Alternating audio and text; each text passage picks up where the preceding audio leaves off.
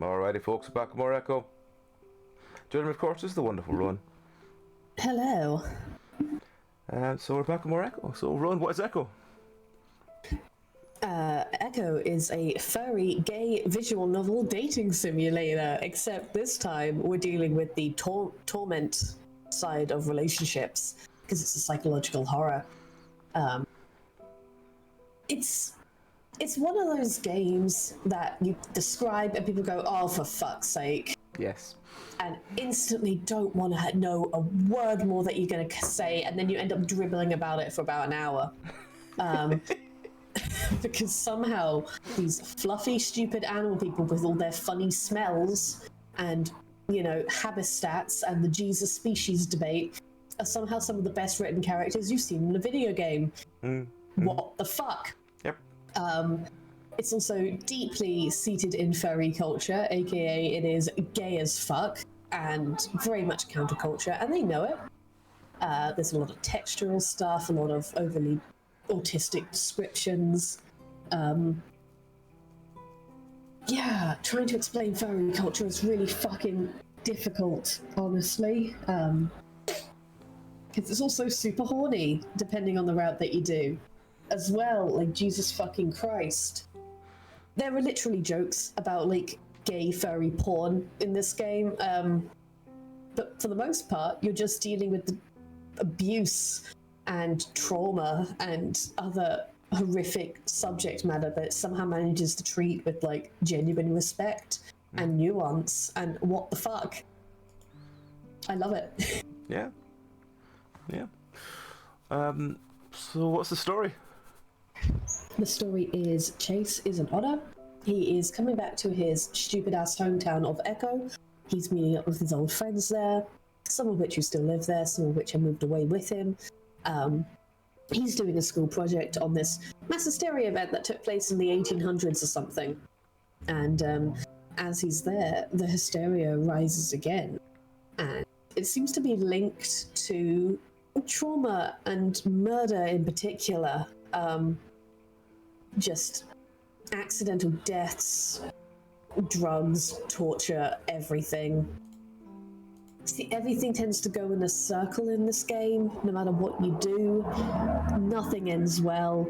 And I don't think there is, like, some of the endings are halfway decent, and the rest are just absolutely mortifying.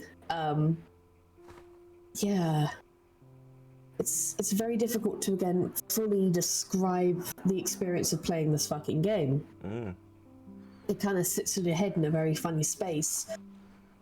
We know from previous routes that Chase did in fact kill his best friend Sydney, holding him under the water of the lake for too long because he was a relentless bully to his other childhood friend, TJ. Sydney, however, was from an abusive home and had recently watched his father's suicide, so there's probably some problems there. Also, it's bumfuck middle of nowhere America, which means it's super religious and homophobia is rampant, but also everyone is fucking gay. Like, yeah, our route we're currently doing is Jenna's route, in which we get to find out a little bit more about, like, the town's struggling residents more so, and there's more of a monster vibe to it. We have just woken up, from what I remember, in Brian's fucking trailer. Carl has been kidnapped. Carl is there. We haven't seen Carl in like 3 days, and he's on the BDSM rig, so that's fun. Brian is a piece of shit, so that's going to be hilarious again. Homophobia demons, but from a gay's perspective. I think that kind of summarizes it. Yeah, basically all I remember is Leo got into a fight where he tried to fight everyone in the what's it called? Jasmine Street or something like that. Yeah, and all the tulpas as well. Yeah. The tulpas. There's Shadow Chase running around and Shadow Chase, who runs in. just. Oh, that fucking animation. Did you see that thing I sent you? Yeah, that was I did, mortifying. Yeah. Oh, God. I hate everything about this. Even though we probably talked about it. Suddenly, it just used animation out of nowhere. Yep. And it's just the Tulpa walking in. But after 20 plus hours of a still picture moving back and forth, you know, visual novel style, it kind of caught me off guard. I mean, I will definitely say that this route has had more of the animation point moving around the screen Yeah. than previous ones. It's so Hey, good. Kieran. It's horrifying. Hello. Hello, a person is watching this. Hi, welcome to the madhouse. So yes, we probably should do trigger warnings, even though we've already talked about weird homophobia and suicide and stuff. But yes. Yep. Homophobia, suicide, trauma, abuse, murder, child murder, questionable consent, straight up non-consent. Leo in general. Leo in general, just everything about Leo. Speciesism slash it's not really racism because they're species instead, and it's done very differently. Mm-hmm. But there is some isms there. Yes. Just oh my fucking lord, Leo. Leo, you absolute piece of garbage. So bad.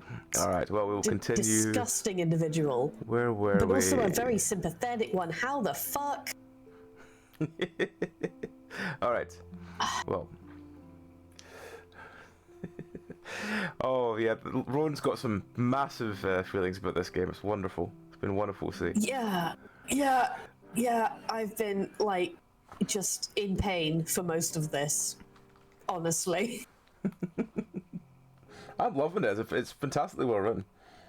It is. It has no right being as good as it is. It has no right being this well fucking put together. Yep. I think because it takes so long to get to the part where the story's properly baked down, I think that's the reason why I can see it. Some people just look at it and go, really? But when it properly starts getting somewhere, it's been really good. Yeah, it really is. It's a beautiful game. It's a horrible game. It's like you watch people trying to do like video essays about it, and they're just sitting there like, "Why am I thinking about Leo 4 years later?" What? Right. Let's see. Let's rewind a little bit from where we were.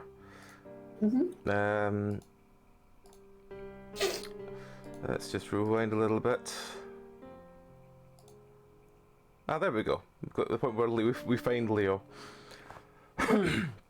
So at this point, we are all somewhat restrained in Brian's abode, and we'll go from there.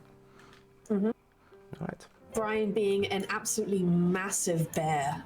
With a really squeaky voice. Ginormous. With a really squeaky voice. And a penchant for committing horrible things to everyone. Like, there is nothing good about this man at all. Alright. You want to start with Carl? Leo. Yep. I blink and delicately turn my head to peer beside me. Crumpled on the floor and bound in a similar type of bondage to my own is Leo, still unconscious. His lip is split and a little bit of blood is pulled onto the grey carpet. Fortunately, he's still breathing. That big chest of his is rising and falling in a slow rhythm. It looks like he took the strike earlier mainly on his muzzle. Hopefully that means his head itself didn't take too much of the brunt, which undoubtedly would worsen the hell out of his concussion. Leo, wake up. I hear him grunt softly like he just had disturbed him from a pleasant nap. His eyes already seem like they're half open, so whether he's truly sleeping right now isn't clear. Stretching out, I can just barely manage to nudge him with the tip of my tail. Leo, come on. Another soft groan. He looks beat up. Carl rasps. Yeah, Brian beat him pretty bad. Twice. Oh. Orange-tinted sunlight seeps in between the slats and the closed blinds across the room. Must still be daytime out, but just barely. I wonder why Jenna isn't here. Maybe she got away? Outside there's a pronounced puffering noise, drawing closer. It vibrates the room we're in slightly, and there's a faint noise of oldies music that carries along with it. A car, maybe an old pickup? Carl goes quiet listening as well. Next, voices. They sound tense, argumentative. Going after you fucking sister? One says, higher pitched and pained. They brought it on themselves. Clint. Leah was right, he was involved. Fucker. What do you think he's gonna do to him? Jeremy's voice came through, though less annoyed than the other two. He sounds almost afraid. The same thing he did to Keith, you mangy fuck. The high-pitched voice, it's Mika. Well, fuck, at least he's alive. You don't know that. Yeah, shut the fuck up, Mika. Don't disrespect him with this sort of conspiracy shit right now. He done screwed several poachers and I ain't covering for you. You don't know shit. Can hear another car pull up, this one with a much quieter engine. Carl visibly tenses, seemingly recognizing the sound. It's him, dude. The car door slams and voices silence. Hello, bit of a day, huh? The silence continues for a while until Brian speaks again. After you. Clinton makes a little arc to the door in the room which opens. Door where it opens. The ringtail enters, his composure far more timid than I'm used to. He blinks when he sees Leo and I bound to the wall, staring at the two of us wordlessly. Go on. What was it that you were going to tell me? Brian enters in after him, the hulking bear having to duck to fit through the doorway. Carl quickly closes his eyes, trying to pretend he's asleep. The bear's focus remains entirely upon Clint, with Clint looking like he's practically withering under his gaze. I think Doug said he was going to be here in a couple of minutes. Apparently folk are gathering in the town hall, wondering what's going on. The bear glances back over his shoulder, then extends an arm through the doorway, grabbing something. I struggle to turn my head enough to see what. Let go. Jenna's tone is cold, completely curt despite the circumstances. Fortunately, she doesn't look too beaten up beyond her fur being a little tussled. Brian's holding her by the arm and tightly due to judging by the wince on her face. Her stony demeanour visibly fades as she sees the three of us bound up. This is barbaric. Brian ignores her comments, dragging her across the stained carpet to an old radiator in the corner. With some errant chain, he gets to work tying her to it. She seems to be getting spared the neck choker treatment. You mentioned there were others with him? The cat boy and the mayor's cocksucking nephew, right? TJ and Flynn, yeah. Flynn, right, I know him. He's the one with the big bottom. Aye. Clint rubs his scabbed arms, looking anywhere but Brian. I don't know. And quickly tries to shift in the direction of the conversation. Dude, Doug was talking about him. Do you want us to bring him in too, in case they got some incriminating stuff on their phones? That works for me. Hey, little Jerry, what you doing out there? Bring in the last one. Sure enough, Jeremy sheepishly enters the room with his paw on Mika's shoulder. The bat is trembling, walking with a limp and a swollen nose. Jeremy looks directly at Jenna for a moment, a flicker of shock in his face seeing her and the rest of us in such a sorry state. Guys are such shit. It's finally happening and you're gonna turn on me just like that? Succumb to it? Hey man, you're the one who started trying to kill our boss with a wrench. That sounds an awful lot like succumbing to it to me. He killed Keith. Dude, no he didn't. You're just hallucinating. Brian lets out an indiscernible noise from the other side of the room, finishing up the bindings around Jenna's ankles. Brian seems like he's in his element. This whole kidnapping business is a bit as strenuous as a trip for groceries. However, the mention of Keith does elicit a visible tensing of the bear. Don't appreciate that kind of disingenuous assertion. Look, you just need to chill out here. Smoke some weed or something. That's the trick to make it all go away, right? Yeah, we're gonna get real high and ride it out, little fellas. Brian smiles, showcasing his broken teeth. You ain't got nothing to fret over. The returned Fennec pulls the phone from his pocket, one that looks a lot like a burner Mika showed me earlier. I still can't get a hold of Heather. I gotta look for her too, man. Clint, who'd been unusually quiet, snaps to attention and realises Germany's talking to him. Huh? Well, we'll check it out at her pa's place then.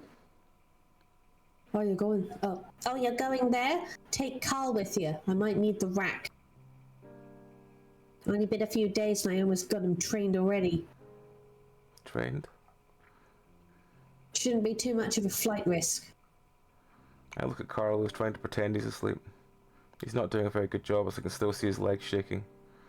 Not that I'll be able to do any better in his position. Clint, without a word, moves to the table and unfastens each strap and buckle as if he was personally familiar with each. He pulls at the ram's soiled and slightly bloody tank top. Come on. He mutters. Carl complies, his fetlocks nearly buckling beneath him as his hooves touch the ground for the first time in a long while. He doesn't dare look at the rest of us, keeping his gaze down. Good boy. Brian rumbles, grinning to himself. Carl flinches. Clint pulls something that shimmers in the faint light out of the back of his pants and takes me a minute to realise it's a gun. He presses the metal of the barrel against the ram's spine, the lanky finger hovering above the trigger. As I see the ringtail snap around and push the door, I notice Carl's not the only one shaking now. Clint's own hand shivers fiercely, like any second he might accidentally squeeze the finger back. I try not to make any sudden noises, keeping my already strained breath shallow. This is so fucked. The two shuffle out without any further word. Jeremy moves to follow them but hesitates for a moment, looking back at Jenna.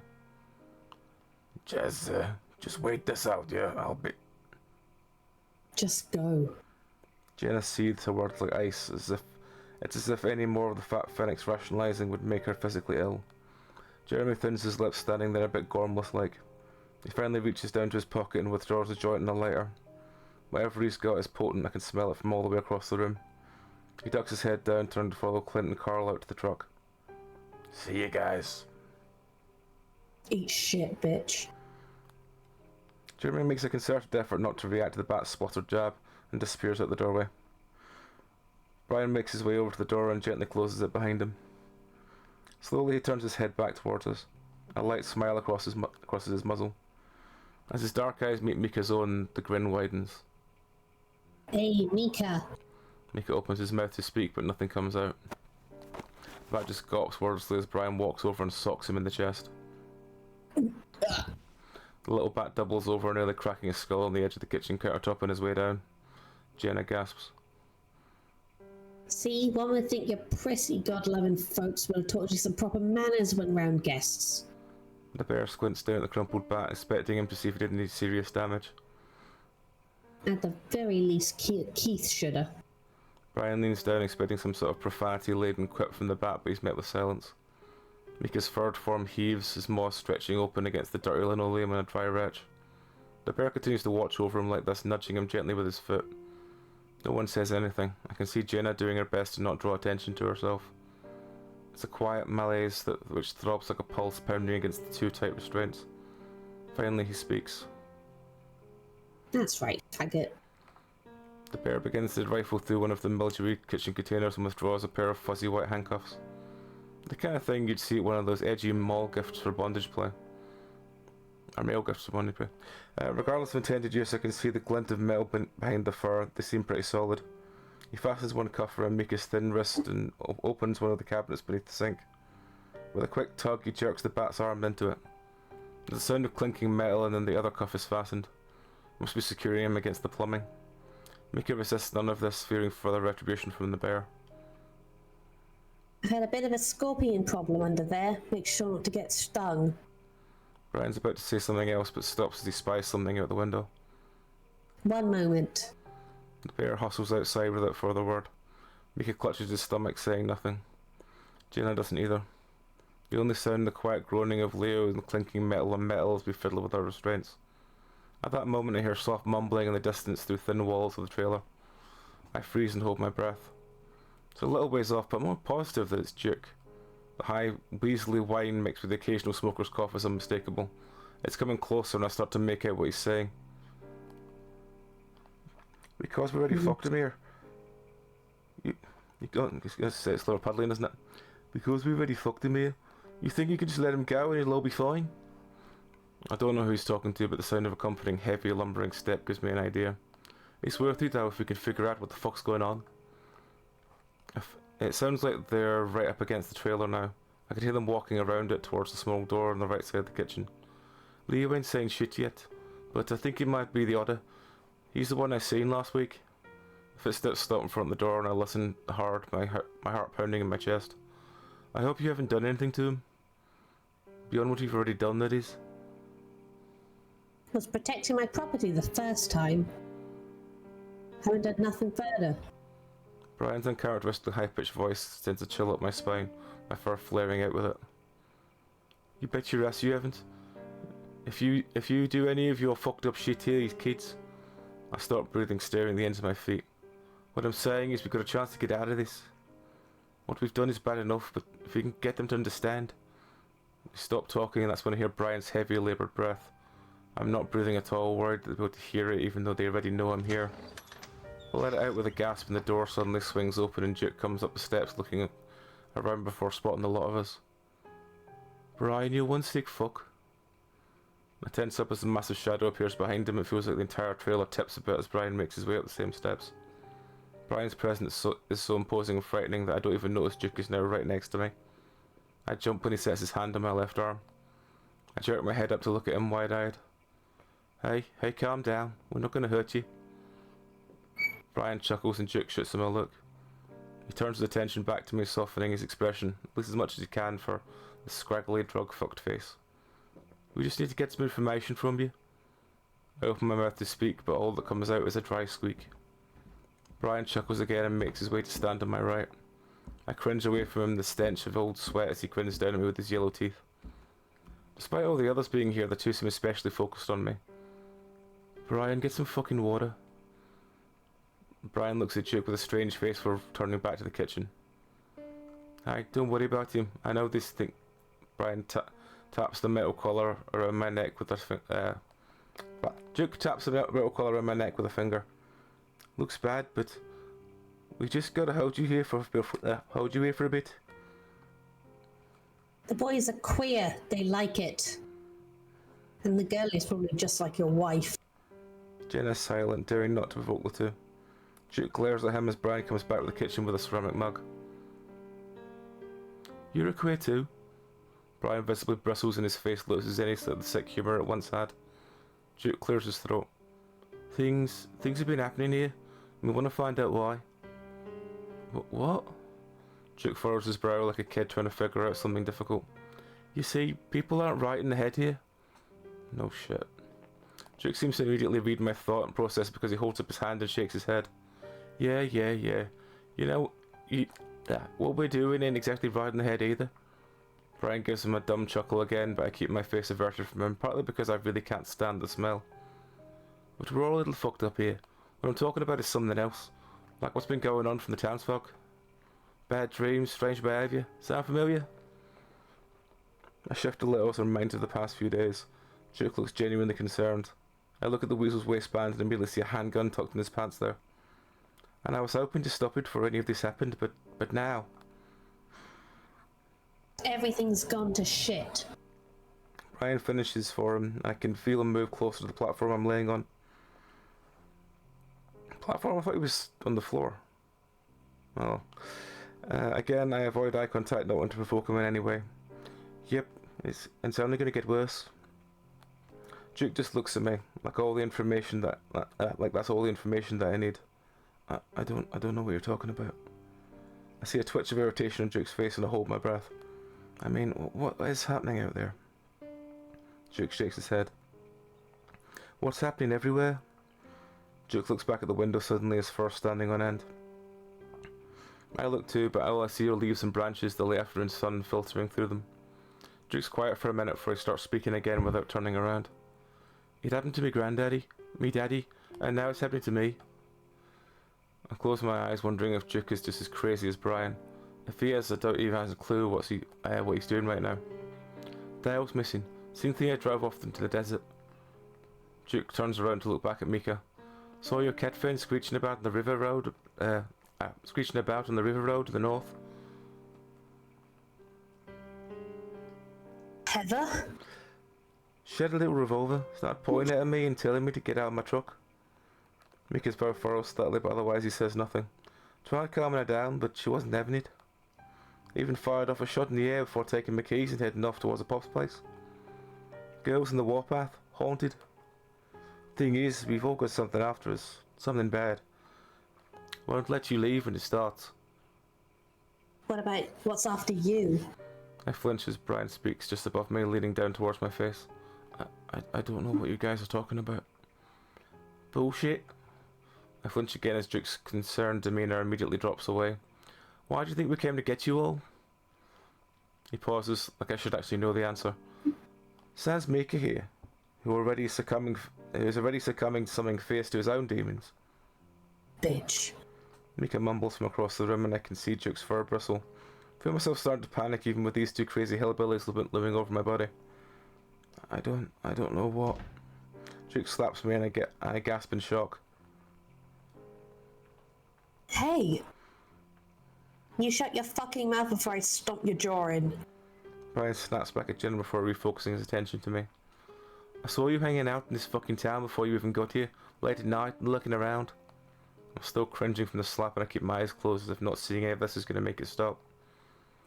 And then once all your friends got here, all hell breaks loose. You think that's a fucking coincidence? It's quiet for a moment and all I can hear is the rush of blood in my ears. Is this really happening? I feel Duke touch my arm again and I flinch in fear. Hey. I feel like he wants me to look at him, so I slowly open my eyes, tears spilling out as I do. The blurry shape of Duke dances in front of me. I'm not saying you did, or you wanted it to happen. I don't say anything because I still don't know what the fuck he's talking about. But what I know I can't tell him. I can't tell him that. It's just you gotta know something, anything, so we can stop this. Duke starts to pet my arm and I shiver. Brian is breathing heavily next to me and a glance at him shows the expression is more interested now, almost eager. I think about Leo slipped over next to me. I want to cry out for help to him, but what could he do beyond get himself hurt more? I'm utterly helpless, squirming in my own skin. Duke still hasn't answered my question. It makes no sense that he'd go as far as to kidnap us. But why didn't you just ask us? Why all of this? I lift my hands weakly, making the platform rattle. Duke's face darkens. Because I've been asking Leo all week what the fuck you guys are doing and he wouldn't say shit. Saw you all snooping around Hendrick's place and he attacked me when I confronted him. You just stood there looking out the window with the same condescending look you bunch always had. He glances at each of us. Duke stops petting my arm and scratches behind his head. And, something. Someone told me that you would know. I stare at him. Who? Someone I know, and it makes sense. Something bad happens and if you don't fix it, it won't stop coming after you. I shut my eyes and almost sob. Says they know, and I thought it would be Leo or you, considering what you've been saying these past few weeks. Duke pauses. Or maybe one of your other friends. He looks over towards Jenna. She's silent. I don't know what you're talking about. I wait for another slap, but it doesn't come. I open my eyes again and Duke is looking back out the window.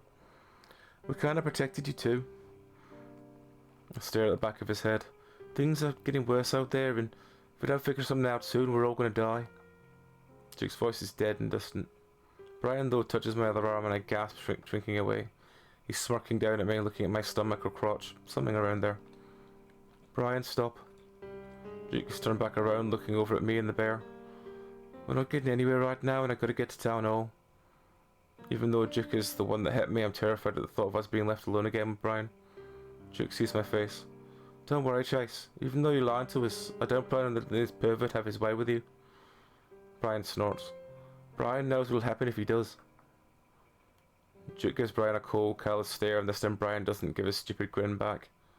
But you better fall in line and think real hard what you're doing here, Chase. 'Cause I'll be back. Duke heads for the door and turning to look over his shoulder.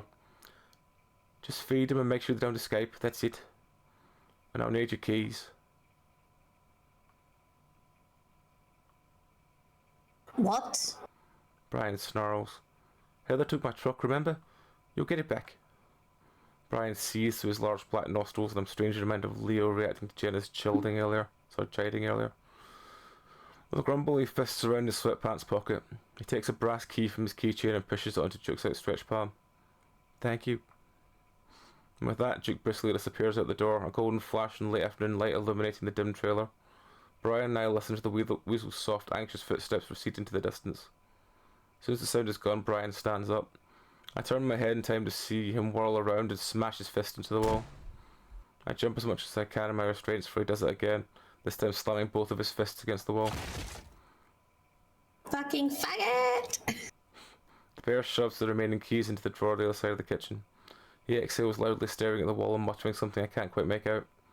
Brian remains motionless as he does, unmoving as the minutes pass by. It's unnerving, but a welcome respite for the aggression that's been taken out on us. There's always a window in the there's a window in the corner of the living room area, and that's mainly covered by an old wooden bookcase. There's no books in it, just mainly stacks of ashtrays, empty plastic bottles, and other old appliance manuals. However, the two top shelves are littered with little knickknacks. It takes me a second, but I actually recognise a few of them as prizes from the Southwest Adventures. I'm reminded of the stuffed griffin I must have smushed into my suitcase back at the motel. If only we would have packed up and gone, then we had the chance. There's some other keepsake stuff back in there as well, lots of stuff from the Blue Diamond Casino and the reservation. Travel cases, poker chips, canvas satchels, and even a mug with a smiling Blue Diamond in Meseta War Chief headdress. It reads Chief Daddy in big bold lettering. Is Brian a father? The idea seems unlikely. Brian stands on his tiptoes and peers out of the little bit of the window so visible over the top of the bookcase. There's a faint popping sound in the distance, like the 4th of July fireworks cracking off. I can't imagine what anyone would be celebrating at a time like this. It's probably not fireworks. Brian flinches, a soft frown crossing his burly features. Huh. He hums to himself, brow furrowed, as he takes a seat in the faded corduroy recliner, turning it in place to face us. His eyes shift over to me for a moment, and it's like he wants me to say something. I swallow, my mouth so dry as bone as I begin to speak. Do you think those were gunshots? Worried about your friends? Yeah. Don't be. You should be worried. You should be the worried ones. He smiles, a big toothy grin composed of what few teeth he has remaining. Uh-oh. There's something familiar about his face now. My mind flashes with images of that smile peering at me from the end of my bed. Could it have been one of those countless night terrors I'd seen when my body was still frozen in sleep? Unable to move, just like I am now? Except this is real. His gaze shifts to the rack and mirror beside me, and he's quiet for a while. He suddenly smacks his lips. Keith. He truly was the best of us. Got me wondering what he'd do if he was around now. Let us go. Mika's quick-fire response elicits a solemn grunt from Brian. You know damn well that's what he'd do. Golden rule. Ah, so I should hit you with a wrench too then? Got one around here somewhere. The bat promptly stops talking as the bear starts looking around the cluttered mess that is his trailer. Brian eventually stops, snarking to himself in a strange nasal fashion. Fucking psycho. So you want to talk about Keith, huh? Well, alright. Mika doesn't speak this time, letting the bear mull about. First you gotta understand that I see things. I reckon everybody here does. Just a lot of folk don't like to admit it. Or don't have it as bad. When I see things, I see it, I smell it, I feel it, I hear it, taste it, all 6 senses and what have you. When I was a kid in Peyton, I didn't see shit, even though I had a pretty fucked up childhood. My mom left when I was 6 because my dad was a piece of shit. But you know, she's a piece of shit for leaving me with him.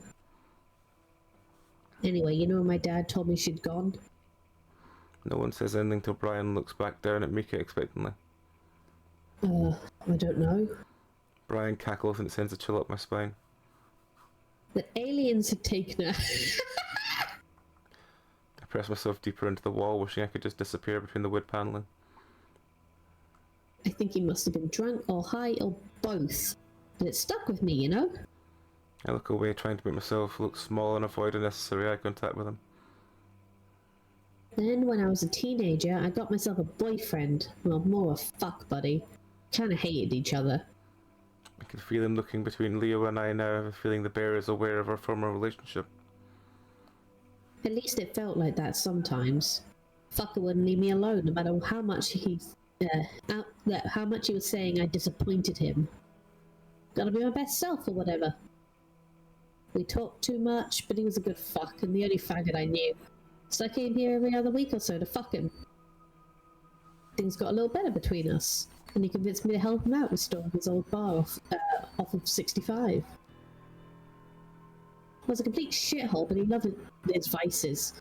Booze, drugs, fucking, peddling, all that was like a dream come true to him. And then something weird happened on one of my trips out here, when he wasn't around.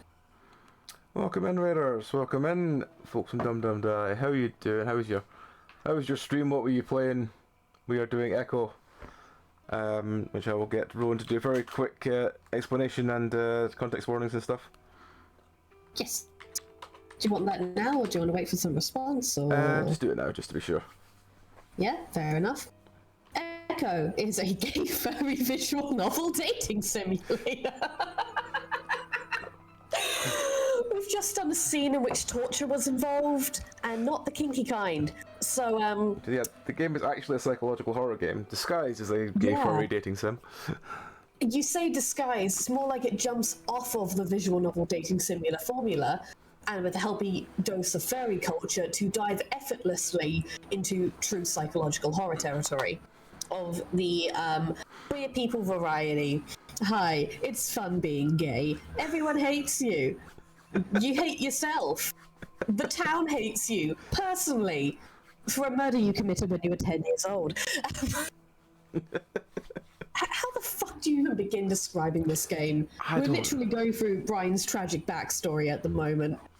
That's Brian on the screen. He's disgusting. He's a psychopath. I have no other words. I hate the word psychopath, but... like, no, he is.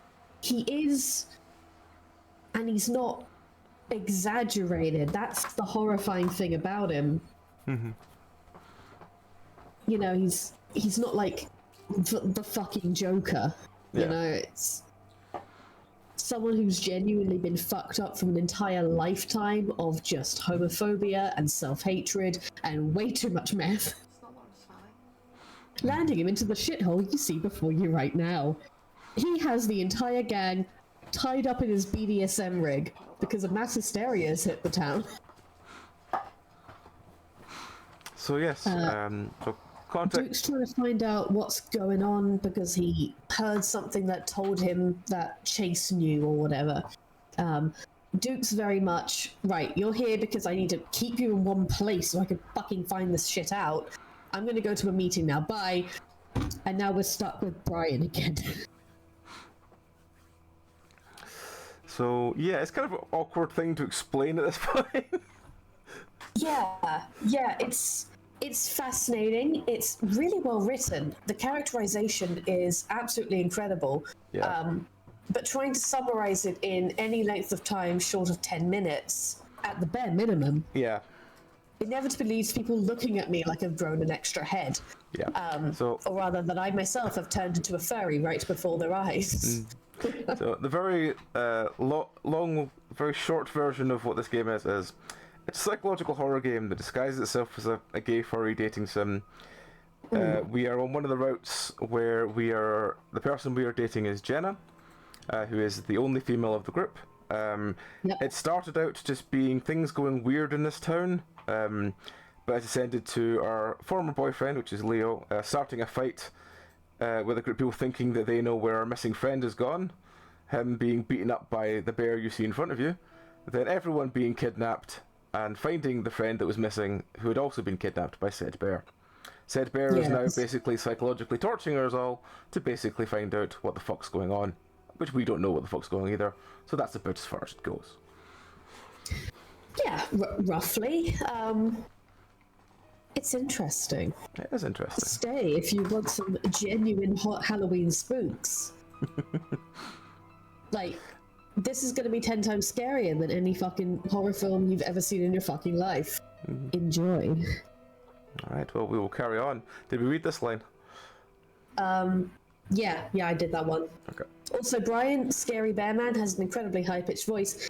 I remember when the moon was red that night because of the forest fires out west.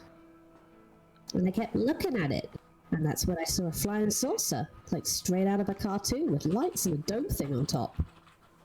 Couldn't believe it, but there it fucking was, floating through the sky, and even though it looked stupid as fuck, I knew. Is this the same speech you gave before in Leo's route in the other place? I have a feeling, yeah. Right, okay, we'll carry on. I knew it. It knew I saw it, and it was fucking evil. I knew it. Brian finally looks down at me again. That night, and almost every night after, I'd wake up and couldn't move, and aliens would be around my bed. And there was this one alien, and I knew it was my mum. She didn't look like my mum, she looked like an alien. But I just knew it was her, and she'd do these things to me. Sometimes to my mouth, and my eyes, and my nose. But usually to my dick. Torture me. And it felt fucking real. Brian chuckles, still staring at Leo and I. Fucked me up good. And I blame my boyfriend for it, bringing me to Echo, because I was sure that's where the evil came from. I outed him that year. Skull fucked him with his mum, when his mum was still home, and got him caught, so we had to leave town because of it. Mickey's lightly fuzzed face seems to lose colour at that point, his wide eyes shifting to the linoleum beneath him. The massive bear shakes his head. Didn't stop the dreams, though. So, he just left us all behind then? Oh no. Brian straightens up in his chair, creaking loudly. He stuck around Rez on account of him being being a Mesita and all. Found him at a gay bar. It's the fucking smoke room! Of course, the fucking smoke room. It's the fucking smoke room! What does that mean? It means I have an idea. Brian stands up from his seat and disappears into one of the back bedrooms. He calls back to us. Something to pass the time with.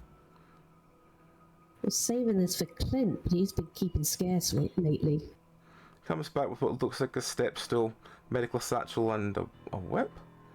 On closer inspection, it's not a whip but a noose with a little bit of metal embedded around the edges. Razor blades. A noose with fucking razor blades. What the fuck? Brian gets to work tying it to a suspicious hook on the kitchen ceiling. He's incredibly quick tying the knot, like he's done this 1,000 times before. I can feel my heart pounding in my ears, each blade of the noose glinting with what little light there is in the trailer. I try to crane my neck to look at Jenna, but I'm still having trouble seeing her. Brian smiles down at Mika, bending down and taking the bat's cuffs off just as quickly. What the fuck are you doing? Shut up, it'll be okay. Be calm, don't struggle. Brian's voice reminds me of children's show presenters, his squeaky, reassuring cadence. The context of his word make it deeply unsettling, and I struggle around my collar restraints whenever he's turned away. I have to get out of here. Brian sits down the stool squarely beneath where the noose is hanging. Step up onto the stool. You're short enough so this will actually work. You're fucking crazy.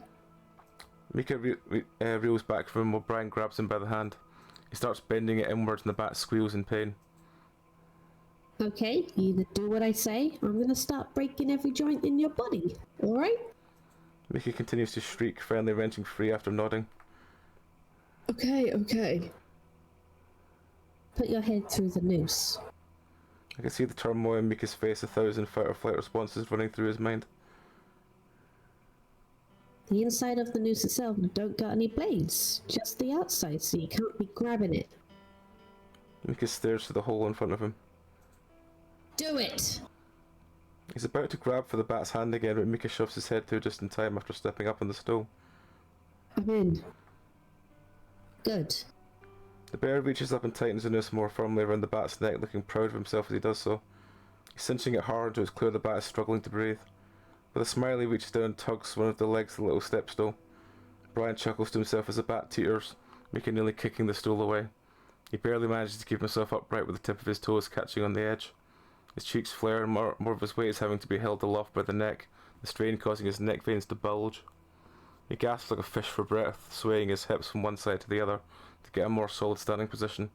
I can see him resisting the urge to grab the noose, an act which would surely strip his fingers to the bone. Brian meanwhile chuckles to himself, tickled deeply by the display. There you go. Brian has turned away from me now, but even from this angle it's clear he's rubbing himself through the sweatpants. I'm petrified, wanting to scream out to make it stop, but not daring to make a sound.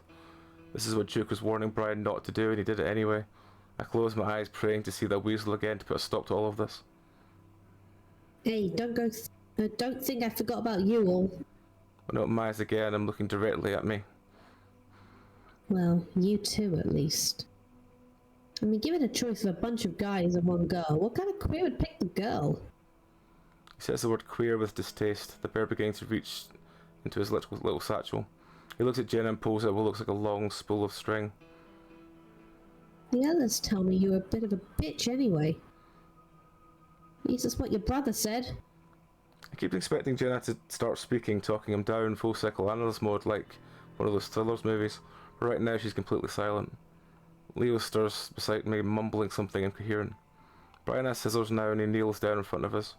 I begin to feel faint as he points the edge of them towards me with a smile. Instead of cutting me, he begins snipping along the side of my shorts and underwear, cutting up to the waistband.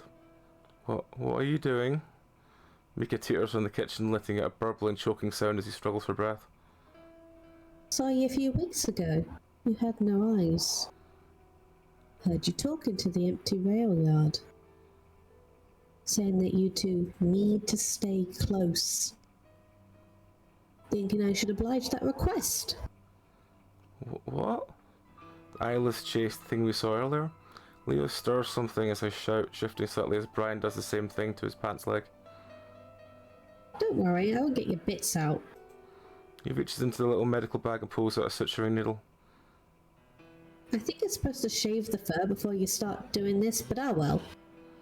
No, please, you don't need to do this. The thing you saw wasn't me. I've seen it too. Brian blinks, canting his head slightly. Well, I figured that much. That he wasn't real. You still have your eyes for now. That's a and that goatee. He's pushing our legs together now, and my heart feels like it's in my throat. My vision's starting to blur. Don't squirm now, it'll turn to joint breaking time. And I can always stitch other things together. Oh God, no. The needle hits me first, at my mid-thigh. I cry out, squeezing my fist against my chest. I want to deck him, punch him, do anything to make him stop. I yell so loud as slobber on the front of my shirt, tears once again welling in my eyes. I can feel the metal pierce to my skin far too deep as it tears through muscle and tugs back out again. Leo begins to writhe slightly as he goes to his leg, though he doesn't wake. That's one. Stop. I start to feel faint as blood pools from the new holes in my thigh. The needle re-entering promptly wakes me back up. Fuck! Two. Stop. Jenna speaks from the corner of the room, her voice unlike I've ever heard before. Quiet. So much so that I don't know if Brian even heard her. Three. Mika gasps, wobbling erratically as blood drips from his left hand. He must have gripped the rope for a second and cut himself. Don't fall, kid. Brian calls to Mika before looking back. He has a lurid gaze that stares directly into my eyes, pushing the needle in again. So deep I'm sure it scrapes bone and that the whole body's been lit on fire. Snot dribbles down my nose. I can't fucking take any more. Brian keeps counting. 10, 11, 12, 13, 14. Leo's writhing has got more intense. Each tug of his legs spreads the puncture wounds more. I can't take it. Something begins to move in the corner of the room, in the closet beside the bedroom. I can't tell if it's my blurred vision or whether the door is actually opening. In the kitchen the stool tips over and Mika is suddenly dangling freely. Oh God. More choked gurgles escape the increasingly red-faced bat. His arms begin to flail wildly at first, in a more coordinated rhythm. It takes me a moment to realise he's batting his wings. He flaps as hard as he can and finally it looks like he manages to get a gulp of air. His hovering is erratic and never enough to keep him completely suspended. Brian peers over his shoulder, his eyebrows raised slightly. Help him! Brian ignores her. Would you look at that? He can fly. The exertion is clearly taxing Mika and he's still having trouble breathing. His face continues to turn an unnatural hue. He can't keep this up. Help him! Out of the corner of her eye, the closet door shifts open further. There's something inside. Someone. They're reddish white colour, half cloaked in shadow, eyes wide, mouth open. It moves like a strobe light behind it, motions choppy and unnatural, like it's not moving at all, but rather a series of images projected in front of my eyes, changing every second. And each second it gets closer. It looks to be about as tall as Brian and possibly slender, with arms and legs that look warped and burnt. It has no eyes, no mouth, just holes. Next thing I know, it's in the kitchen and Mika just drops. The bat hits the floor with a heavy thud and the cut noose still around his neck. Brian sees it now too. He reels back just as it begins to approach him. They're real! That's all we can say before the bear is yanked about with immense force, his body bending like a flicked rubber band. The contents of his pockets, one of his pants leg and a small chunk of flesh smack against the kitchen wall. The rest of him goes flying out the window along with the figure. My mind immediately thinks back to when I was a kid. I'd seen plenty of this stuff, lots of horrible things, but the psychiatrist had said that it was normal. Kids just hallucinate. Not like this though. There's glass scattered across the stained carpet. Bloodstains dopple the turquoise polka-dotted drapes, swaying slightly in the new breeze that comes through the broken window. This is real, right? Past all reasonable doubt. It has to be. The shock of the situation has eclipsed the pain in my leg. The brief respite fades quickly. It's wrenched and niggling, like being stung by 20 little bees every couple of seconds. Rivulets of Leo and I's blood pulls together and runs between our connected thighs. I writhe against the restraints, my head spinning and heart pounding. Every base animalistic neuron in my brain is firing to flee the situation, to make the throbbing stop, to find safety. But there's nothing I can do except gasp for breath, one eye on the window and the other on the struggling, bleeding silhouette of Mika. My vision blurs when it refocuses. The bat is up on his knees, yellow eyes wide and bloodshot. He says something. His voice is high-pitched and quaking, utterly indiscernible, at least to me right now. He scrambles on his hands and knees, coughing and wheezing while yanking open several of Brian's kitchen drawers. Dirty silverware, cooking utensils, faded yellow receipts shower the floor. The ruckus is immense, but I'm sure the thing outside hears it. That is, if it's capable of hearing. He pulls on the drawer completely out of its socket, and an assortment of bottle openers, chip clips and twist ties scatters forth. Panting through ragged breath, his fingers grasp something glinting in silver in the new pile. His eyes widen. Keys. For a moment, his gaze trails to the door and then back to us. He coughs again, swearing some obscenity that I can't fully make out. Scampering along from the kitchen to the other side of the room, he begins using the key on Jenna's restraint. The satisfying click, and I can hear Jenna gasp. Thank you. She whispers. Mika wastes no time moving back to my sight line for a moment to reach Leo beside me. You... Leo moans, seemingly unaware of the bat's presence as his large paw reaches out to touch the bat's soft mane of white fur. Mika stops for a moment, blinking some at the still definitely out of it wolf. Leo's arm goes limp again, the bat exhaling coarse breath, trying to steady his own shaking hand so he can unlock the wolf's restraint. Jenna quickly heads to the kitchen, grabbing a knife from the torn cutlery drawer. I'll get you out this in a sec. Just don't squirm, okay? She looks at me, her turquoise eyes wide and glistening. I'll be fine, Leo murmurs. Jenna doesn't even look at him as she brings in the blade between her thighs. With a little slice, she manages to cut through the first stitch, and the fresh runnel of blood leaks from the puncture points. It's as if the wind is hissing at me, my ears ringing as I clutch my fists against my chest. Don't scream, don't scream. Ah! I whimper as the knife nicks the second, but doesn't quite break the string. Instead it tugs up, widening the piercing and tearing at the skin. Leo stirs, his fists clenching as his half-fuddled eyes try and focus on Jenna. He bears his fang briefly, trying to stand up. This pulls harder at the stitching, and I can't tell what will give first, the stitches or my flesh, or the flesh on my own legs. I cry out between grit teeth. Jenna is trying to pin the wolf back down. Stop moving, you're only making it worse.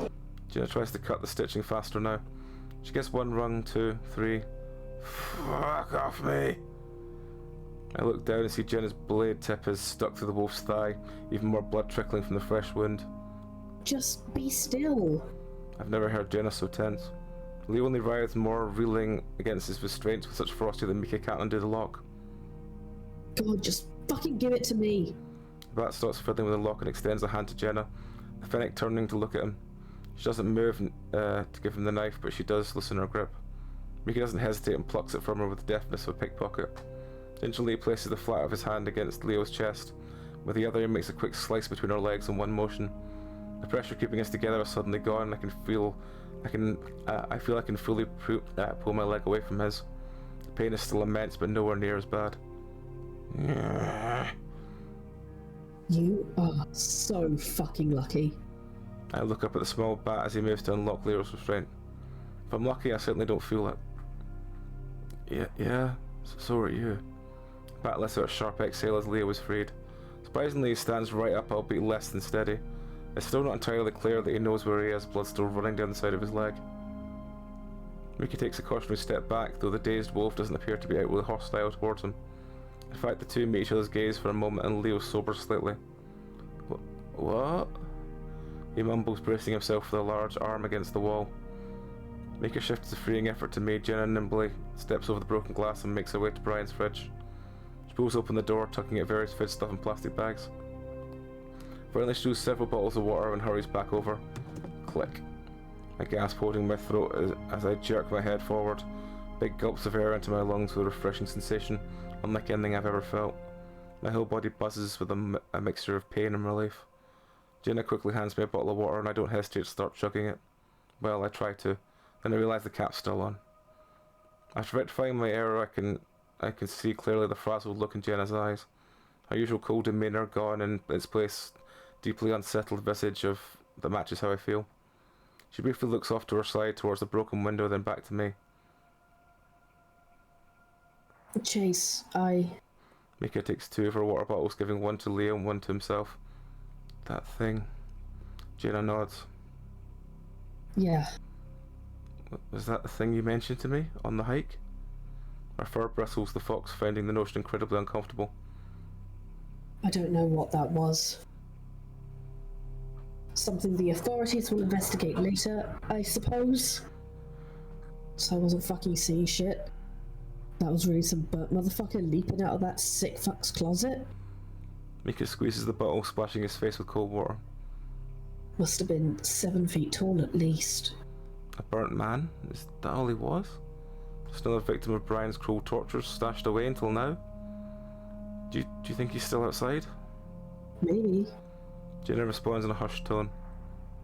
I doubt Brian's in much of a threatening state, though. Yeah. We all seem to be fixated on the broken window, though none of us are jumping at the chance to investigate more closely. No one except for Leo.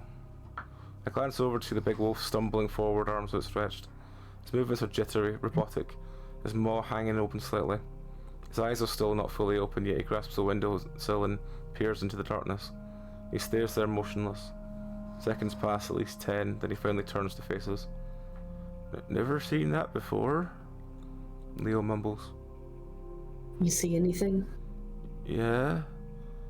Miko stares at him bug-eyed. Well, what do you fucking see? Red. Mika sets his water bottle down, picking back up the knife and the contents of Brian's pockets. Alright, fuck this, we're getting out of here. If that person we totally all just saw wanted to do us in, it would have done so. I just want to get a car, get some distance from this place, and call the cops on the payphone. He furrows his brow as something on the ground before picking it up and shoving it into his shorts. Spend the rest of the night cooped up in one of those 24 pancake houses with the waitstaff who's always around to watch you. Carl, we've got to save Carl.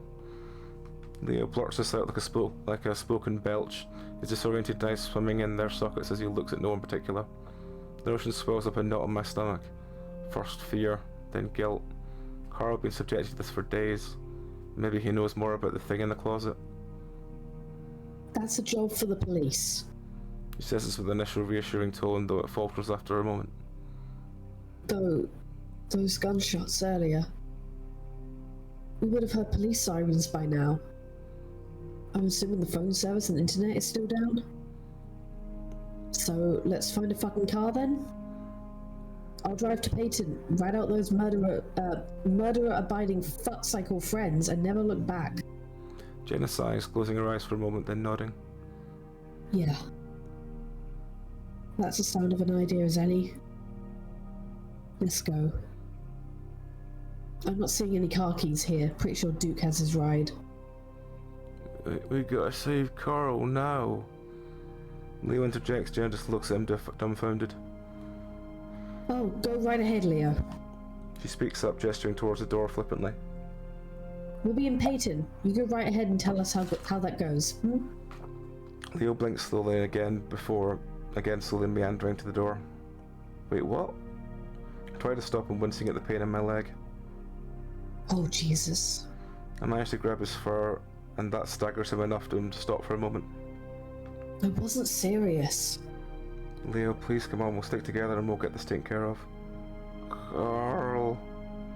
I can feel him pulling away, so I try and think of something to get him to stop. Leo, man, we need you. I need you. I squeeze his paw briefly, just enough to show him I'm here as his eyes close once again. Like a lost child, he squeezes back. The physical contact feels nice, though after being stitched to him, I'm relieved when he lets go. You two are good to move? I take a tentative step, then Jenna takes me by the arm in case I fall. The pain is dizzying and I have an overwhelming urge to just down a bottle of ibuprofen and crawl into a corner. But I definitely still can walk. I'll manage. Jenna smiles faintly at me. I'll help him. Leo, with all his stupor glory, says nothing as he pulls open the front door and steps outside into the dark. Mika steps beside us, his skinny arms folded tightly over his chest. Okay, urgent care for him, and then the pancake house.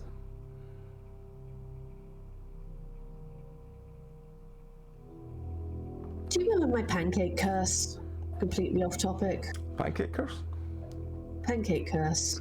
I think we were talking about pancakes for 2115, and I was like, I am cursed to never make a good pancake. Oh yeah. I can't make pancakes. I still try. I remember you talking about that. Now you've said that, I remember like the sort of 45-minute discussion about pancakes we had with that, yes. Yeah, because it was a blooper or something that we put on an episode. And then the next day, I think it was pancake day, and I ended up like showcasing several pictures of my attempts to make pancakes. And well, that one looks like a cow pat, that one's burnt, that one looks like mulch. None of them tasted good. I've not I tried to spent 2 hours on that. I've not tried to make pancakes in years. I want pancakes, goddammit, but I can never make a pancake. Dutch pancakes. What was that, man? Okay. I need you to make Dutch pancakes. Okay. They're nice and thin, like not slightly thicker than crepes, but like crepes. I see. Okay. I can but try Like some proper point. thin ones. You know the ones I mean, right? The proper Yeah. thin pancakes. Yeah. Not that American shite, you know? Like, but for some reason, I cannot. I have tried the, like, packet of ready-made pancake batter that you just add milk to, and I still fuck it up. Oh, I can cook, but I can't cook this one bread item. It's very annoying. It is. Alright. We get a 24-hour house pancake place. Oh, 24-hour pancake place would be great. Yeah. 24-hour Also, pancake I place. think that might have been the most body horror this has ever been. Yeah, it's properly dived into the body horror with that one. Yeah, that was for lack of a better descriptor. I'm gonna need some time to process that. Yeah, Brian is going quickly to the top of the absolute fuckers list. Has he overtaken Leo yet? I think he has.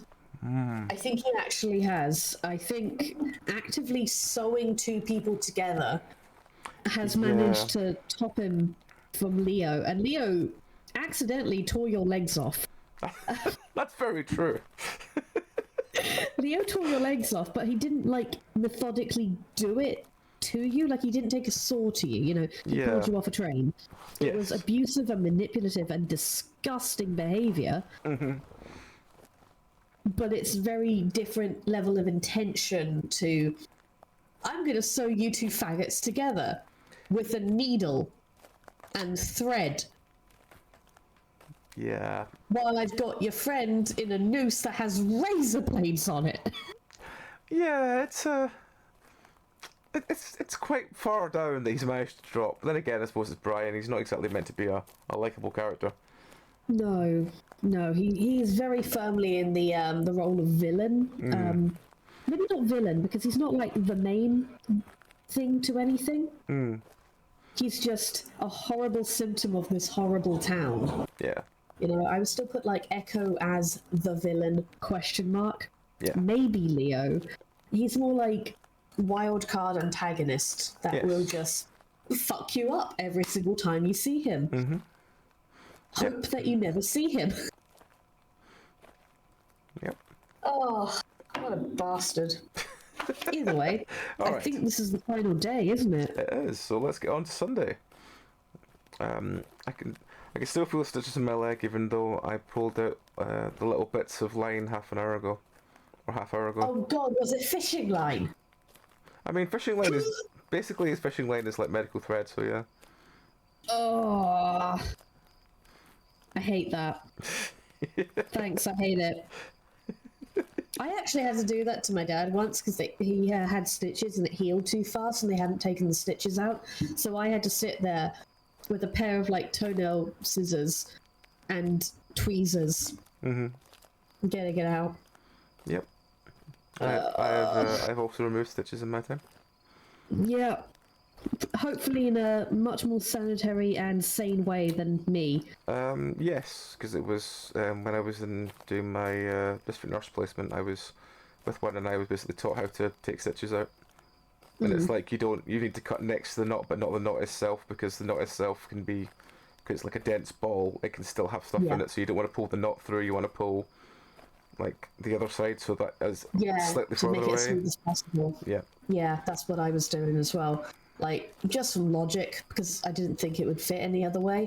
But I remember there was one tiny little bit still stuck in his hand, but the amount sticking out was like, you know, 1/4 of a millimeter.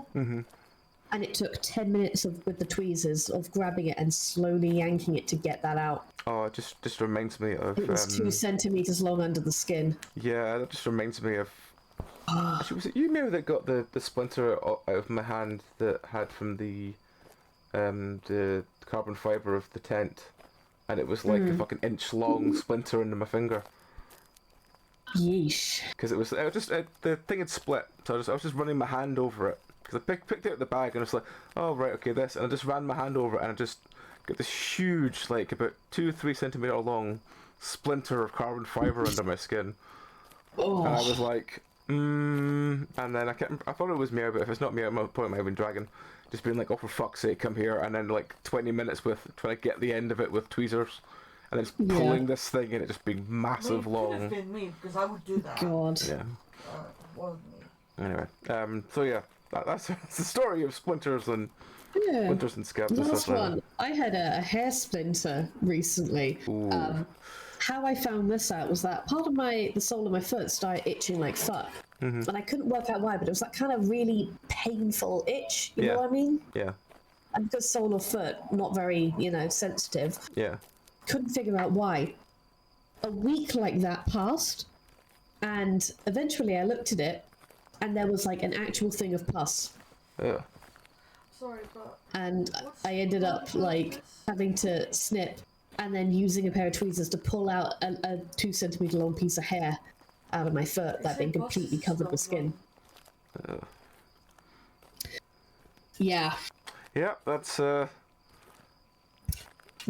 and Popsky's medical story. Yeah. For some extra horror flair.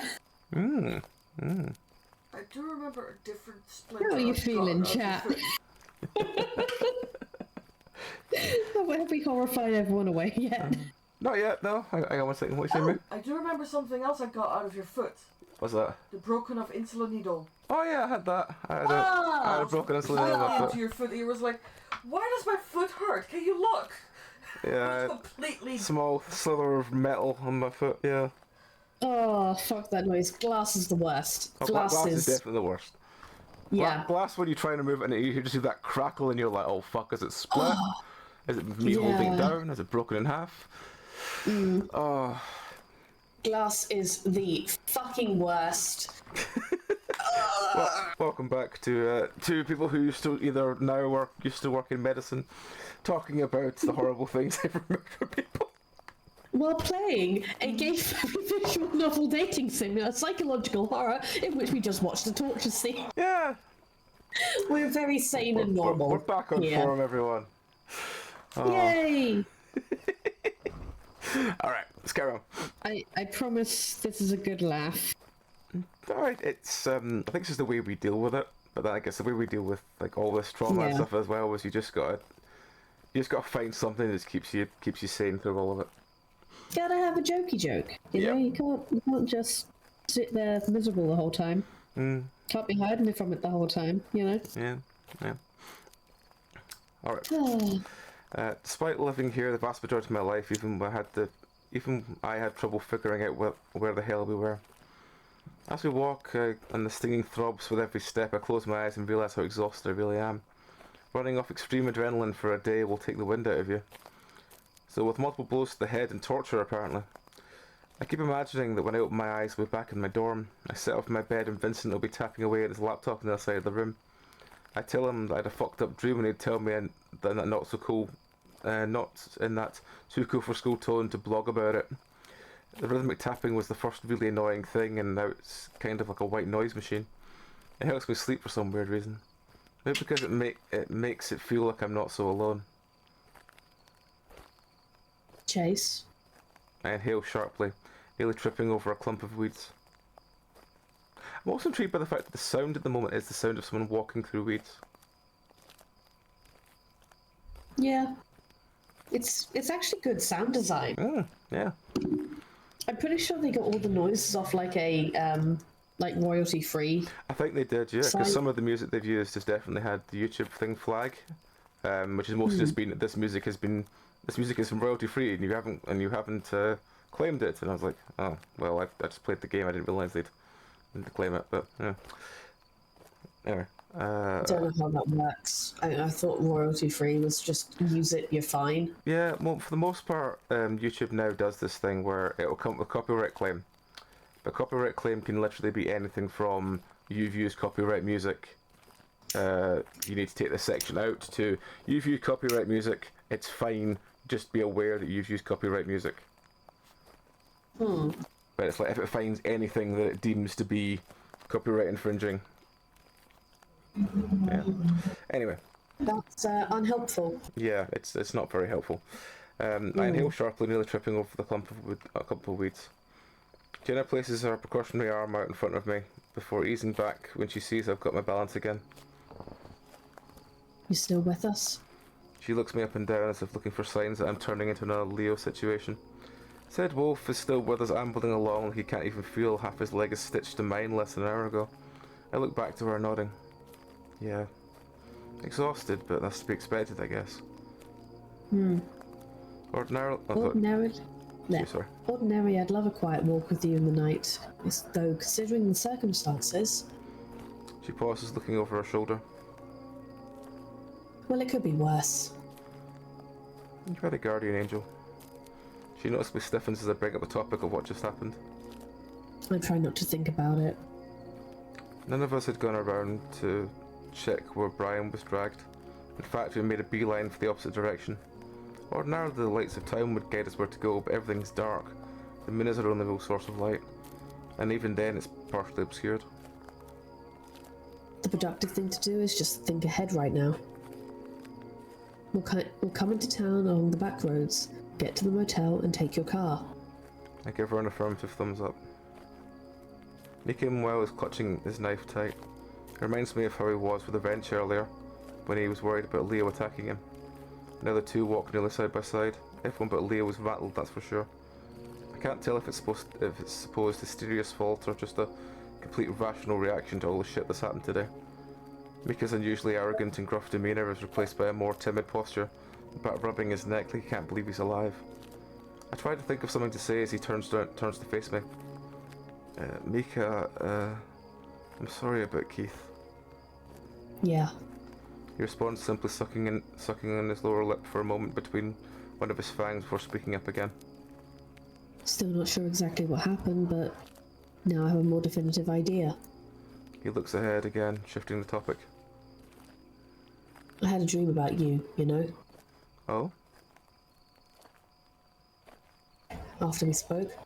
I only got a little bit of sleep, but what I did dream stuck out to me. You were holding me underwater, drowning me. Cold chill creeps along my spine. Jenna looks over, raising her brow curiously at the vat. Leo stares straight ahead, unfazed. That's weird. Why are you telling me this? Nika waves his hand, dismissing my question as he continues. You were holding me underwater, and it was fucking terrifying because I couldn't breathe. Your hands were on my throat. They felt exactly like that noose did, the way they bristled and cut into my neck. He points to matted fur around his throat and pinkish raw ribbed flesh visible even in the dark. But talking emotionally and shit, I started feeling thankful. Thankful that I was killing you? That's rather macabre. The bat nods, seemingly well aware of how strange this sounds. Yet he doesn't relent, not noting how exceptionally strange everything else has been lately. I'm willing to take anything at face value at this point. Like you guys were freeing me, real fucked up suicidal shit. When I was up in that noose though, I didn't want to die, so that part didn't translate. Honestly surprised I didn't piss and shit myself. Did you guys? Jenna stares blankly at him. No. I did not know. Leo, of course, is silent. To think I almost left town a couple days ago. Would have never gotten caught up in this mess. Well, why did you really disappear the first time back in 2008? Mika fiddles with something in his pocket, taking it out and peering it over. I can't quite make it what it is. Something plastic and thick. Lot of reasons. The folks turned on me after finding out about some shit one night. Came home to find my room torn up, all my belongings outside. My mum, the cunt, wouldn't stop fucking bawling, screeching like a dying chicken at me. My dad, meanwhile, had this old police baton, kept coming at me with it whenever I tried to come inside. Kept screaming to let me in and apologising for every little screw-up I could think of. Let's spelling mistake number like 7? Let's spelling mistake number 7? Where's spelling mistake? Screw. Did you count the one from last night? Monday. There's no R in screw. Oh yeah. Oh yeah. Yeah. It's one that you won't notice because you will fill in the front and back of the words, so you will know exactly what he's talking about. Yeah. You can see how it happened. Yeah. Anyway, carrying on. None of it worked. None of it worked. Oh, sorry. That's you, sorry. I tried to sleep on the porch, but Dad came out and started kicking me in the back till I left. Jenna grimaces. That's awful. Leo looks back over his shoulder, slowing his pace some to match ours. I can tell he's at least half listening now, no longer as spaced out. Keith was gone and I didn't have anywhere else to go. Wasn't too popular as I recall. Even with Heather, Clint and Jeremy, they had their own problems. You should have told me. The words catch Mika by surprise, the wolf staring at him from across the shrubbery. Hey, I know we just survived a near-death experience together, but no need to be getting all retroactively sappy. We turn a small bend around a sandy embankment, some more car parts scattered in the underbrush. The moon is finally visible behind Echo Canyon, so I can make out what Mika's carrying. Brian's cell phone. I guess he's gonna try and take that as evidence. As he moves to put it back in his pocket, it slips and clatters against the rock behind him. Ah, fuck. I'll get it. Leo bends down, taking hold of the phone. The screen is shattered and a few slivers of glass fall to the ground. Damn it. The bat extends out his hand. Thanks. Leo doesn't budge, still staring at the shattered device. Then from beyond the desert scrub and scattered car parts, a mechanical roar. Light flashes before us and Leo holds up a paw to shield himself from the light. It takes me just a moment to realise they're headlights and the roar is the start of an old engine. It's a van, sitting right in front of us, and it's all too familiar.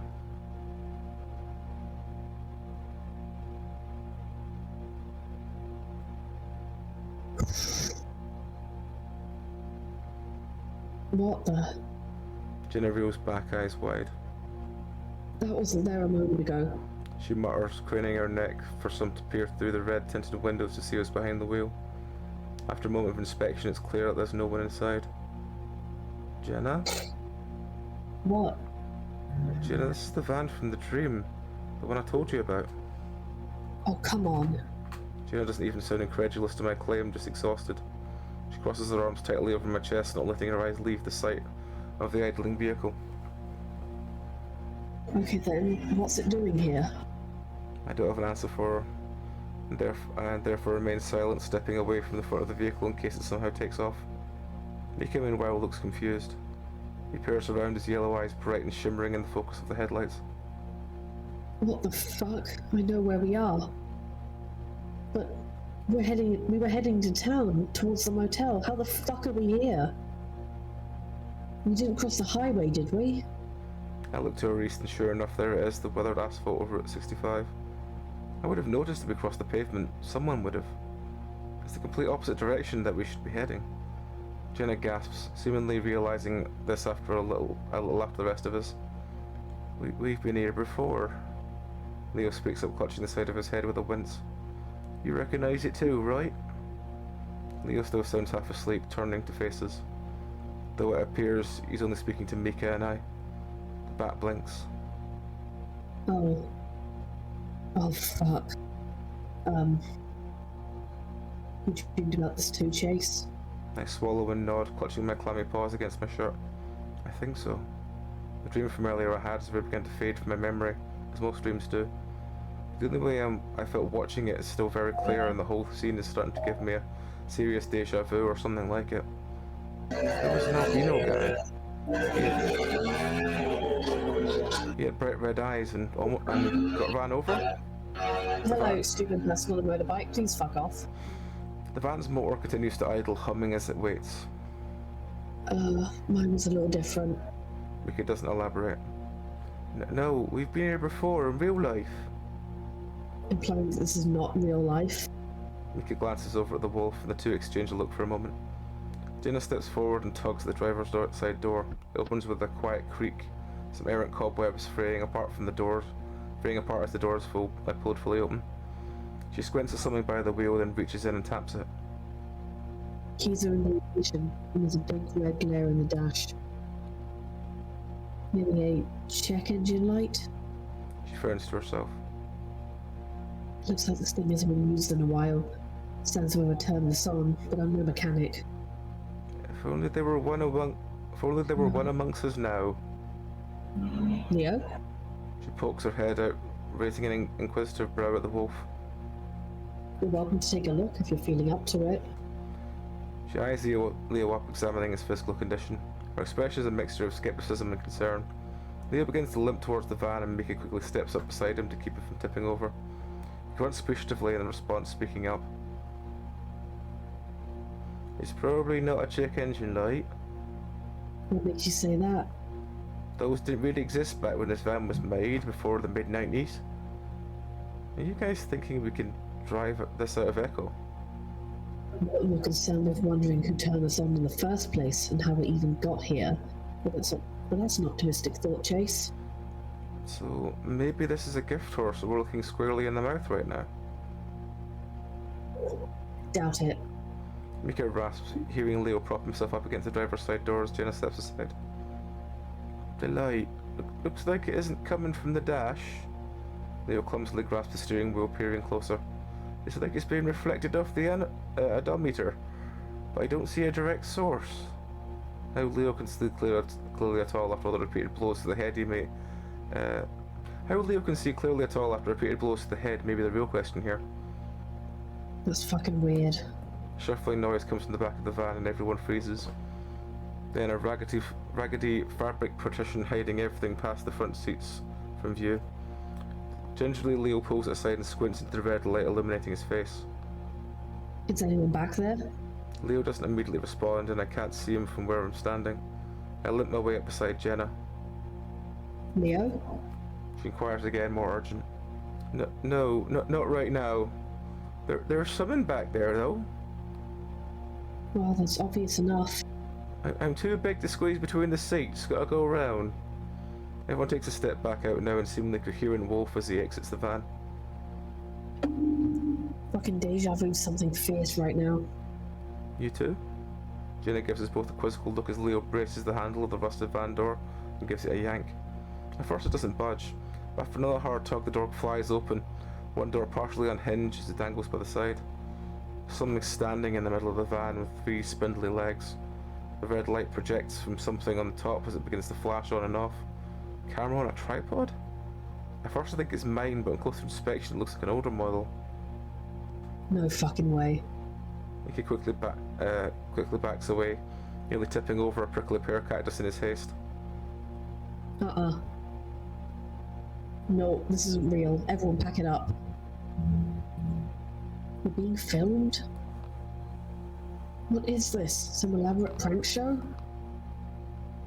This is 100% not funny.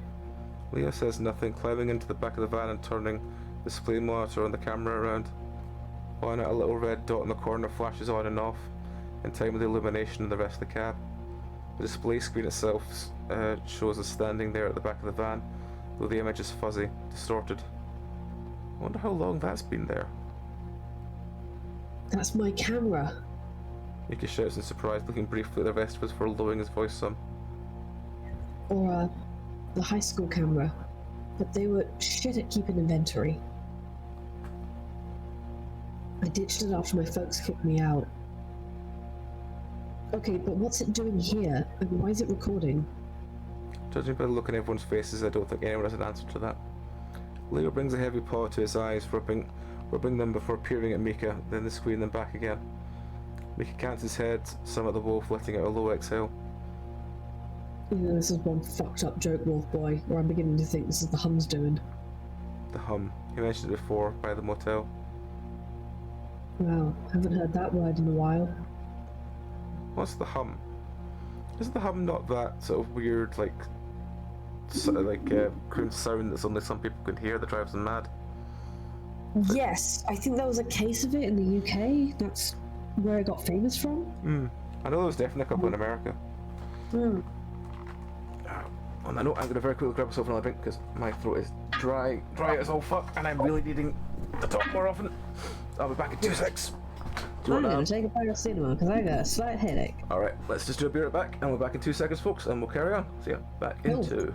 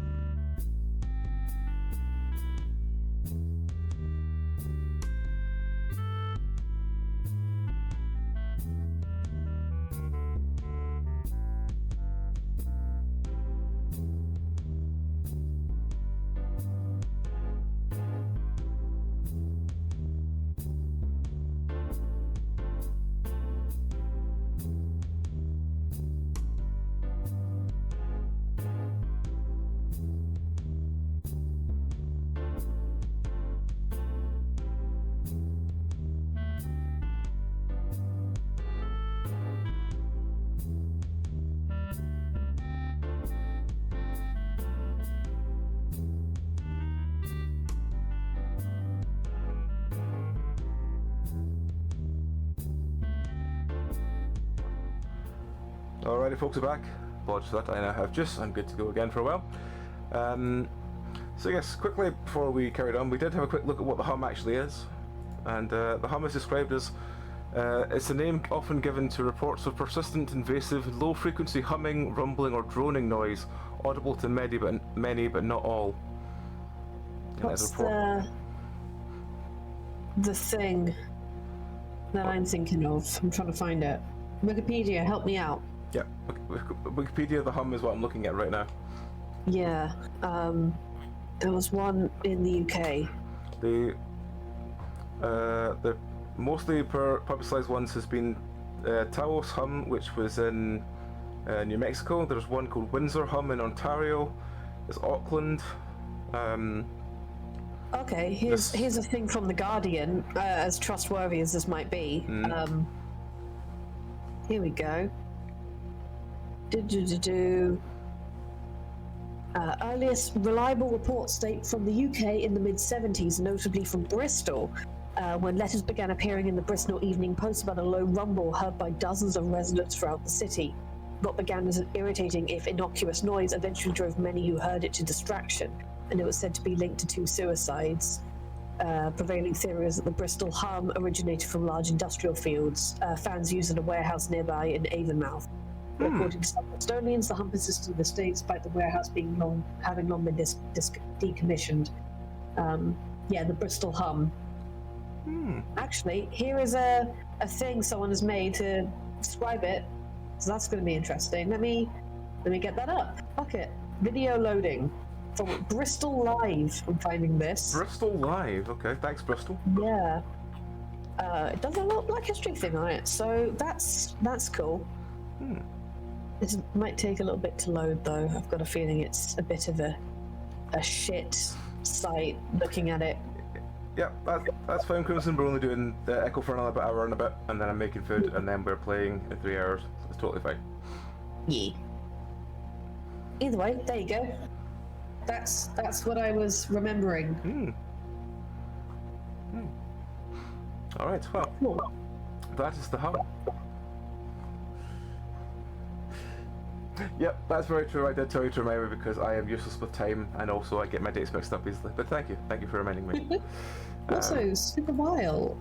Enjoy some of the utter horror that is going to commence. Alright, well, Spooky season. so we will carry on. It's hard to describe. Bad dreams, like we talked about before. It was kind of like a vision quest. It was spiritual stuff that Keith talked about a lot. Wasn't good vibes though. Bad energy only. The thing is, it only really happens when you're sleeping, and I'm wide-ass awake right now. He extends his arms to his sides for a moment before gripping the van's door, thumbing at the chipping paint. I haven't thought about that in a while. Jeremy and Adam talked about it when I was younger, after I mentioned seeing... The thing we talked about half an hour ago, she wants to say, but she can't visibly quite accept it. But yeah. You know what? I don't, but as I was saying, you can kind of tell when it's happening because it's more than just a nightmare. Your ears start buzzing. Like the orchestra band's tuning up, violins in your skull, you know? A creeping sensation that I know exactly what he's talking about builds in my gut. You hear it too? What, like right now? Hi, phone. Who the fuck is messaging me at 8 o'clock on a fucking Wednesday? Leo stares for a moment before nodding. One of the bat's large ears flicks and he turns his head from side to side. I don't think so. He pauses. Maybe. Might be the engine. He shifts his attention back to the vehicle, yanking on the van's door slam. Spooky ass ghost fan engine. The metal frame from the van seems to rattle in response, though that just might be in my imagination. Sometimes I'd go out into the hills and just camp out away from home, because the hum wasn't as bad there. Heather did it a bunch with me too, though she had her other reasons. Jenna nods, exhaling slowly before crossing her arms over her chest. So, I suppose then you have a theory about all this? One based on what? The set of spiritualism? Honestly, I thought it was like that. Radon poisoning or something. And yet there are a few other places around town too. I've slept all over. The rail yard, the lake, this van, they're all real honey places. We slept in this van before. Despite everything that's happened, the idea that anyone would want to take a nap in this creepy thing is dubious at best for Jenna. Well... Mika trails off. For one usually so coarse and brazen, his seeming awkwardness right now feels out of place for him. We both have. Briefly. Leo places the flat of his palm on the bed of the cab. Flattened cardboard boxes and ratty bits of fabric that must have once been blankets or towels cover the surface. The large canine's brow furrows some, and finally he looks back up at all of us. May just be me, but he doesn't seem as sluggish anymore. Jenna lets out an exhausted, amused noise, letting her arms flop down at her sides. Truly, I'm not sure I see the appeal. Leo and Mika look at each other. There's a silence. Wait. Hold on, you're not saying... I was so stupid. We were both stupid. Mika squeezes at the bridge of his nose, closing eyes as if cringing to himself. Such a skeevy little bitch back then. I don't know why I pushed. No, I didn't mean for that, Mika. I meant for what happened after. You had it rough and I didn't care, or if I did, I didn't want to, but I want a course of what happened at the party. I feel like an outsider looking in at some intimate conversation I don't understand. Just a feeling I can't say I felt when I'm around Leo. He's always go out of his way to include me in everything. What party? What are you guys talking about? Chase, they... 2008 at that Dia La Morte's party at the Parsons warehouse. The one where you told me you were gay the night we got together. I blink. My parents had caught me watching gay porn that morning on the computer, and I was afraid to come home to them, so I went to some party at the Parsons. The night itself was kind of a blur. I remember getting in a very brief fight with a guy who dumped beer on TJ, then waking up with Leo over me, eyes full of concern. However, I ended up confiding everything to him about me being into guys. He apparently had a hunch about it, and the next thing I knew, he was ushering me out of the old warehouse to walk home with him. We kissed in the rail yard by his house, and that was the start of our relationship proper. Still, something always seemed a bit off about that party, the way Leo was acting. I think I remember some dude trying to come up and talk to him, and Leo telling him off before insisting that I not to ask about it. He seemed really serious at the time. Didn't want to ruin a good thing or something like that. I didn't get a good look at the guy he talked to, but he was carrying a camera? The wolf taps the side of the tripod with his fingertips. Leo, you are reprehensible. Jenna's voice was so cold and curt. Jenna? What? Shut up. Jenna looks taken aback, but only for a split second before shaking her head in disbelief. Leo winces, clutching his wounded head, his reddish eyes flick up to meet mine. I shouldn't have agreed to it. I was just... Jenna quickly interjects, stepping in front of me. No, Leo, this whole week has just proven to me time and time again that you are just... She stares, letting out a hot puff of air between her lips before spreading her arms wide. Just perfect for Echo. You truly, truly belong here. You know that? God, how old were you then? How old was Mika? Do you even care? Fucking hell, you're about done. The bat pivots on his heel away from the van to face Jenna, his eyebrows narrowed beneath the bangs. Look, you don't know me. I ain't some fucking victim. Shit was my choice. What? What was your choice? Chase, they slept together. I'm autistic and asexual, and I am picking up the vibes. Chase, you're an absolute idiot sometimes. Jenna sounds very disgusted. I frown at her, wondering what the fuck I did wrong. And I abandoned you. Jenna visibly seethes. None of this She points to the rusty van that seems red light flashing on and off. makes any sense. But all your actions completely do.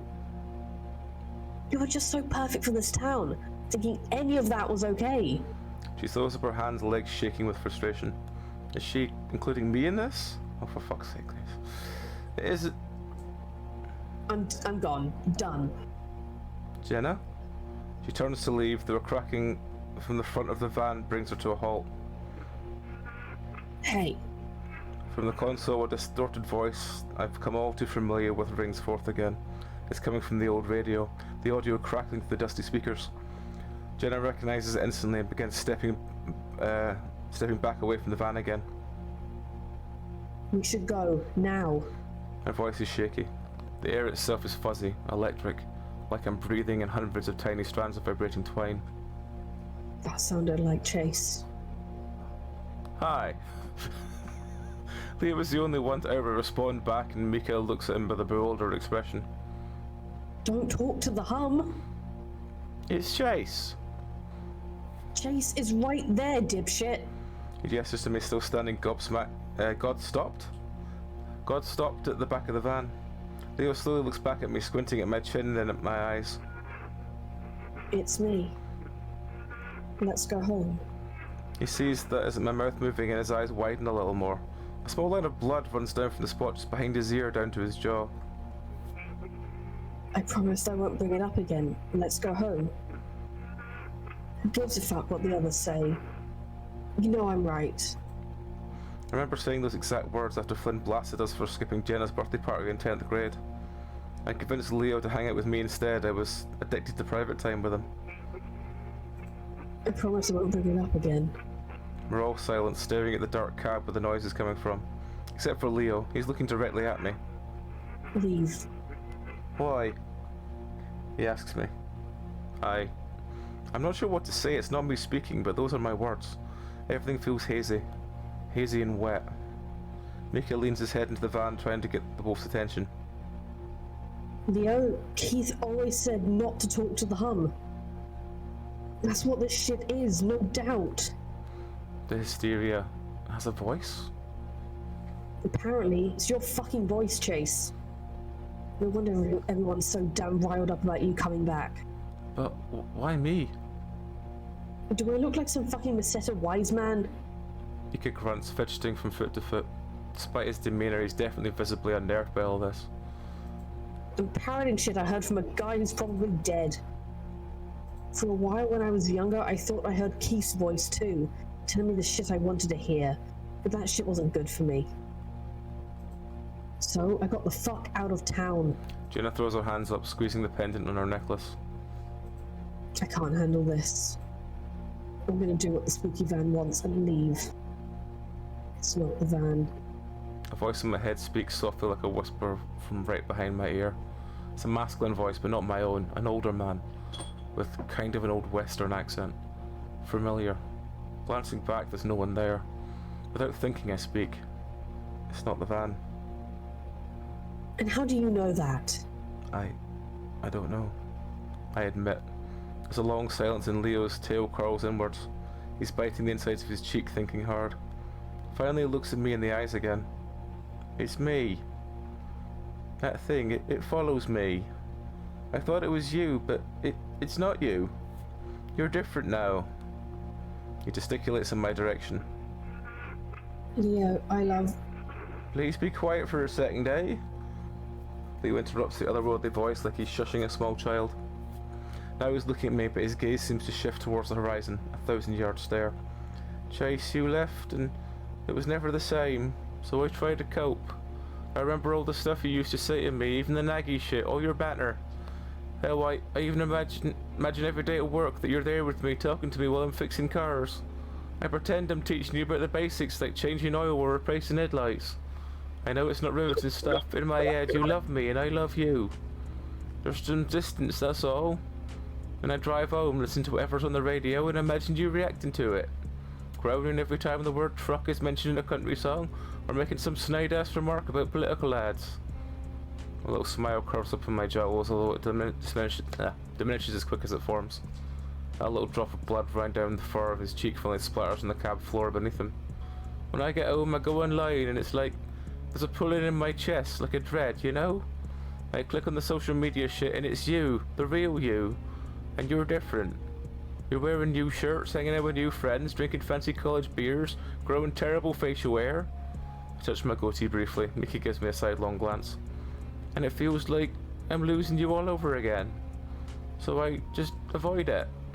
I pretend that we still drink together on the patio as the sun goes down on Saturdays. I pretend that you're there beside me at home watching me play my games. And I pretend at night the pillow I've got my arms wrapped round is you, making your little irk sounds you do whenever I ruffle your head fur or squeeze you. Leo plants his rump on the side of the cabin, sliding down to sitting position as he clutches his head. And then one day you started talking back. At first it was quiet, in the back of my head, and not even really noticeable. And over time it just got more real, yeah? Soon I was looking in mirrors and seeing you standing there, a reflection in the window or a pool of water. Sometimes I swear you could even touch me. But it wasn't you, not the real you. It was the you I wanted you to be. This perfect, subservient thing. But it didn't make me happier. It was just a dream that kept blurring between, like, what was real and what wasn't. So I wanted to see you, the real you. To, I don't know, get a grip? Fix me? But it just made things worse when you didn't give a shit. When I would smile and you would look away and you'd take every chance to hang with the others instead of me. His eyes flicked briefly towards Jenna before trailing back down to the space between his feet, the both breathing slowly. These past few days, it's been unlike anything I've ever felt before. I'd forget what was real and what wasn't, and it'd drive me up the wall, you know? So sorry, He rubs his face. Fuck. The wolf goes still, the gravity of his words rendering everyone silent. Even the radio. Jenna seems to be constantly wavering between lingering and noping the fuck out of their glances back over her shoulder. Her grievances with Leo and Mika apparently lessened in the face of continued paranormal onslaught. So this thing that we're seeing, as manifested by the hum, is some kind of tulpa? A tulpa? The name for it sounds familiar, something like Carl mentioned to me in passing. In layman, a more advanced version of an imaginary friend. The Fennec frowns deeply, thinking. The process of induction, visualization, thought form, another mental force, and can stimulate these sort of psychomatic happenings.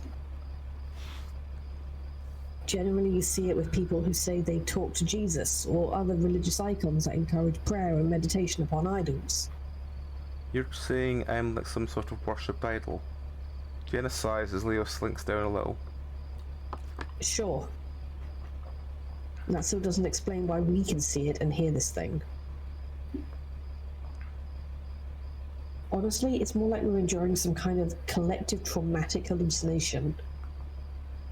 But right now, I'm just spitballing here to rationalize it. She swirls her paw in the direction of the van. A person that others can see and interact with, born from a dream. We watch the radio, though it doesn't chime in. I think it's gone. Another silence. Finally, Mika speaks up. Jesus fuck, Leo. Can't you just print out Chase's yearbook picture and take it to the fleshlight like a normal person? Leo looks to Mika, his tired, wounded face slipping into a grin before he starts to chuckle. First bit of proper laughter I've heard from him in days, even if it is bittersweet. Mika, I'm sorry. Dude, for real, it's fine.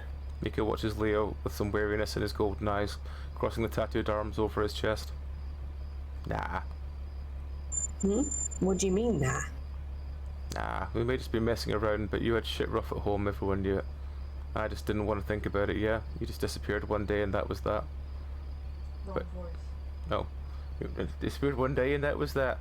But you were small, didn't have anyone to turn to. I should have been there for you. Mika scuffs his foot again against the dirt, looking like a mixture of frazzled and embarrassed at the conversation taking place. We didn't have that kind of relationship. Not like you and Chase had. Relationship? Chase. Actual exasperation now. The bat looks at me, quickly clarifying. It wasn't really a relationship or nothing. That was a bad word to use. Just two kids who both knew they liked dudes and experimenting. There's a twisting sensation in my chest as I looked at both of them, then imagining them in the van. Right before what was essentially my most romantic night of my life, the day before, the day I felt most loved and special out of any. With a $700 camera and a 3-year-old difference. Mika ignores Jenna. Judging by your expression, I'm guessing he never told you. I don't blame him. Leo scoots himself to the back of the van, hanging his legs off the end as he looks at me. So, Chase was like, what at that point? 12?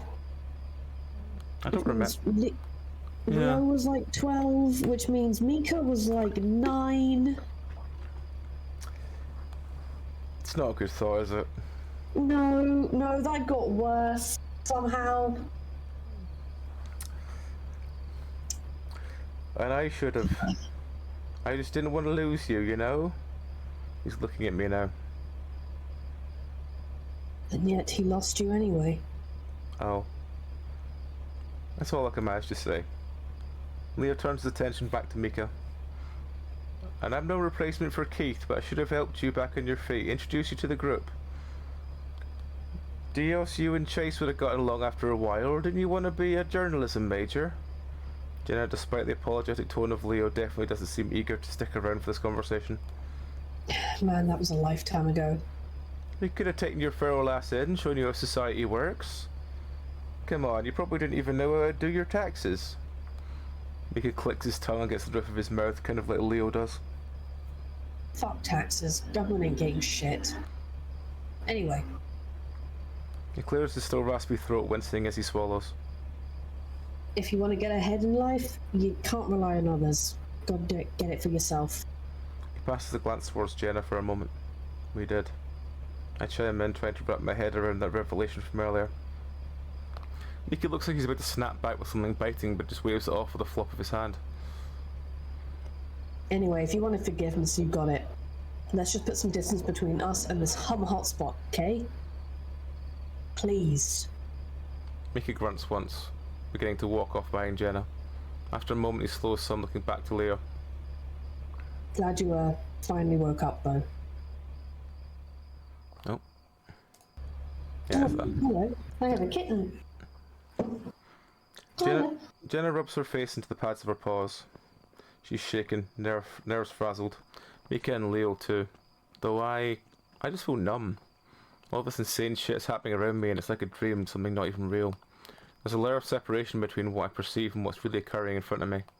Watching a playback of memories projected right onto my own eyes.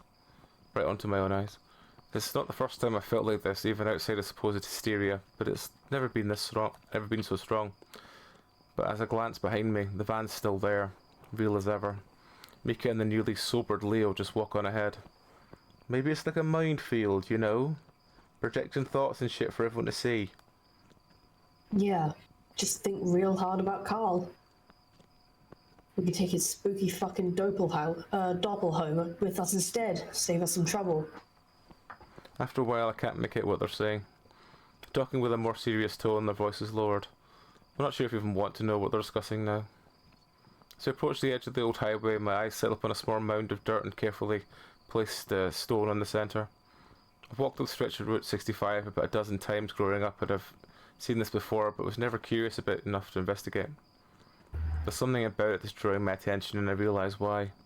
The dream I had from last night. The grave. That's the spot. I stop and they're still walking ahead. They're following the road back to town now. Or at least until we can get the railroad crossing and then we can follow that. I look back to the mound of dirt and compelled to approach it. Without really thinking, I'm on my knees. Dig. What? Just do it. Next thing I know, I'm scooping the tips of my paws through the packed soil, digging up dirt and tossing the clumps aside. I don't know why I'm doing this. I close my eyes, trying to snap out of it.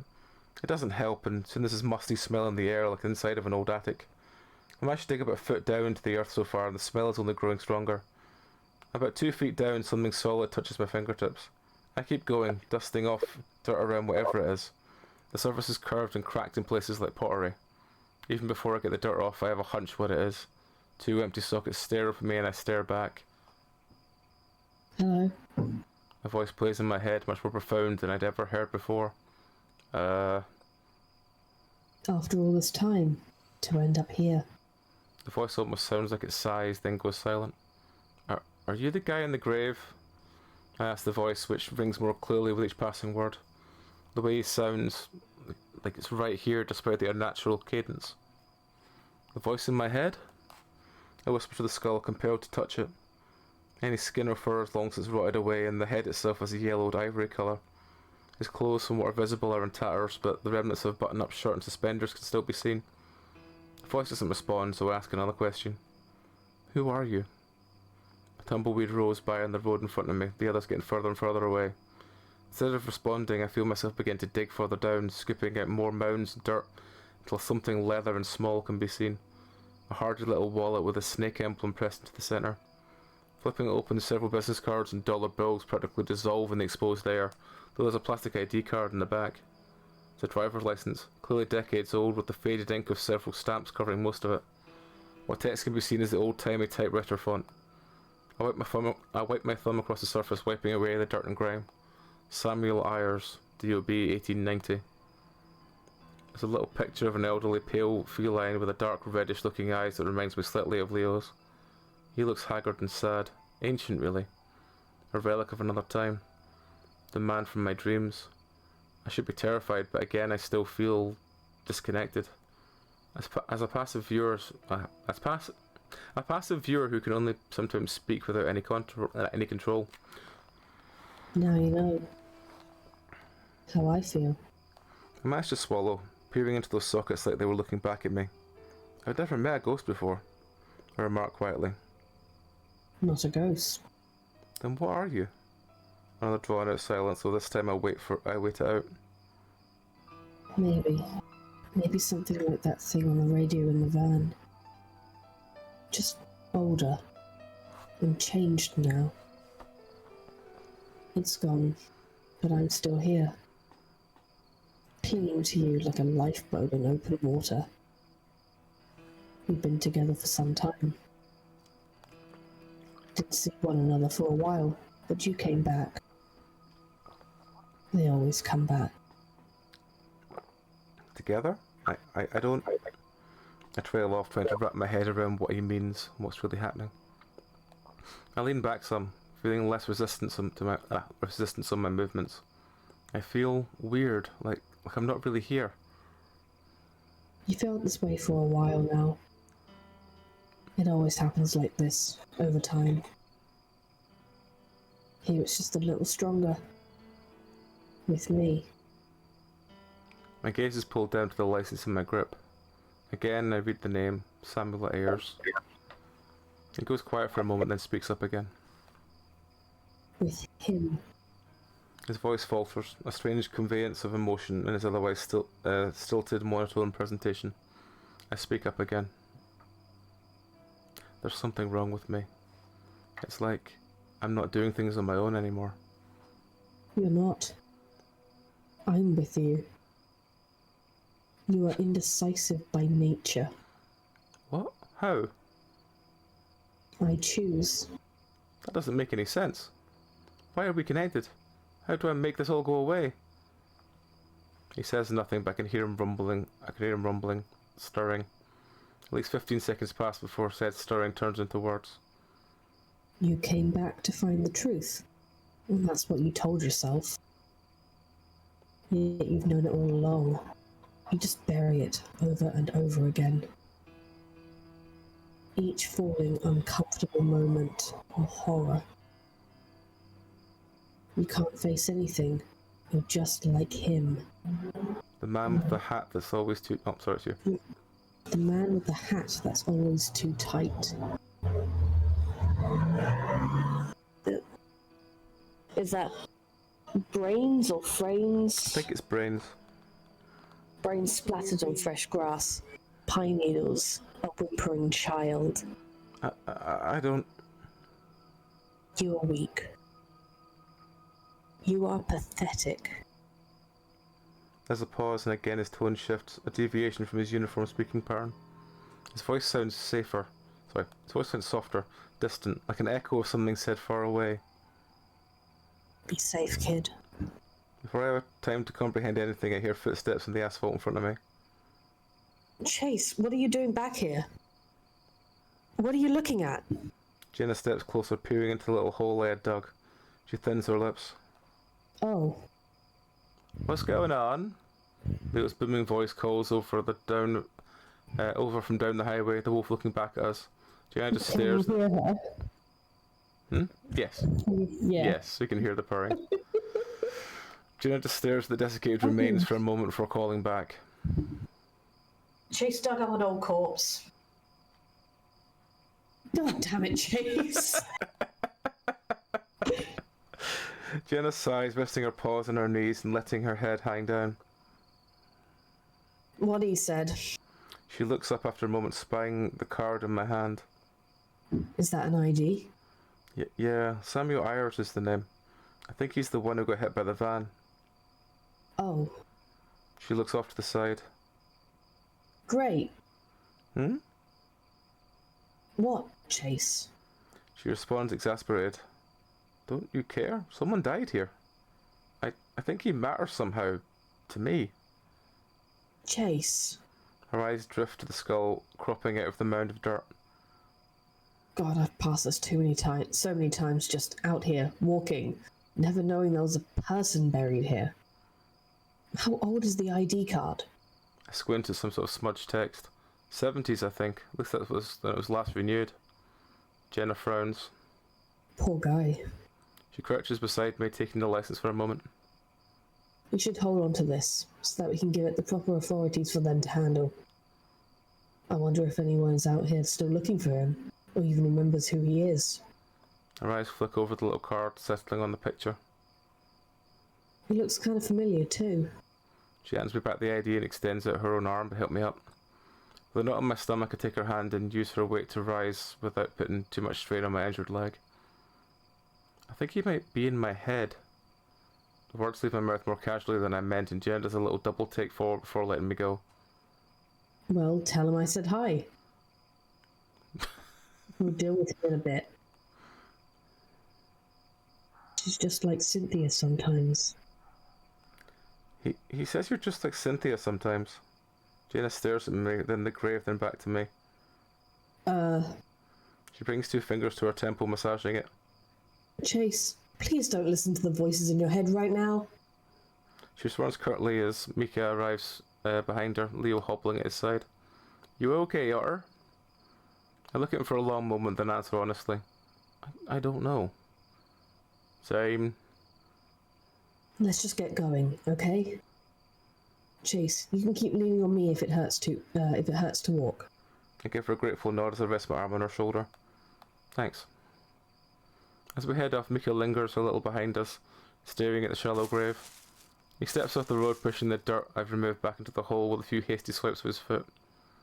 Before anyone can ask what he's doing, he catches back up to us, staring straight ahead.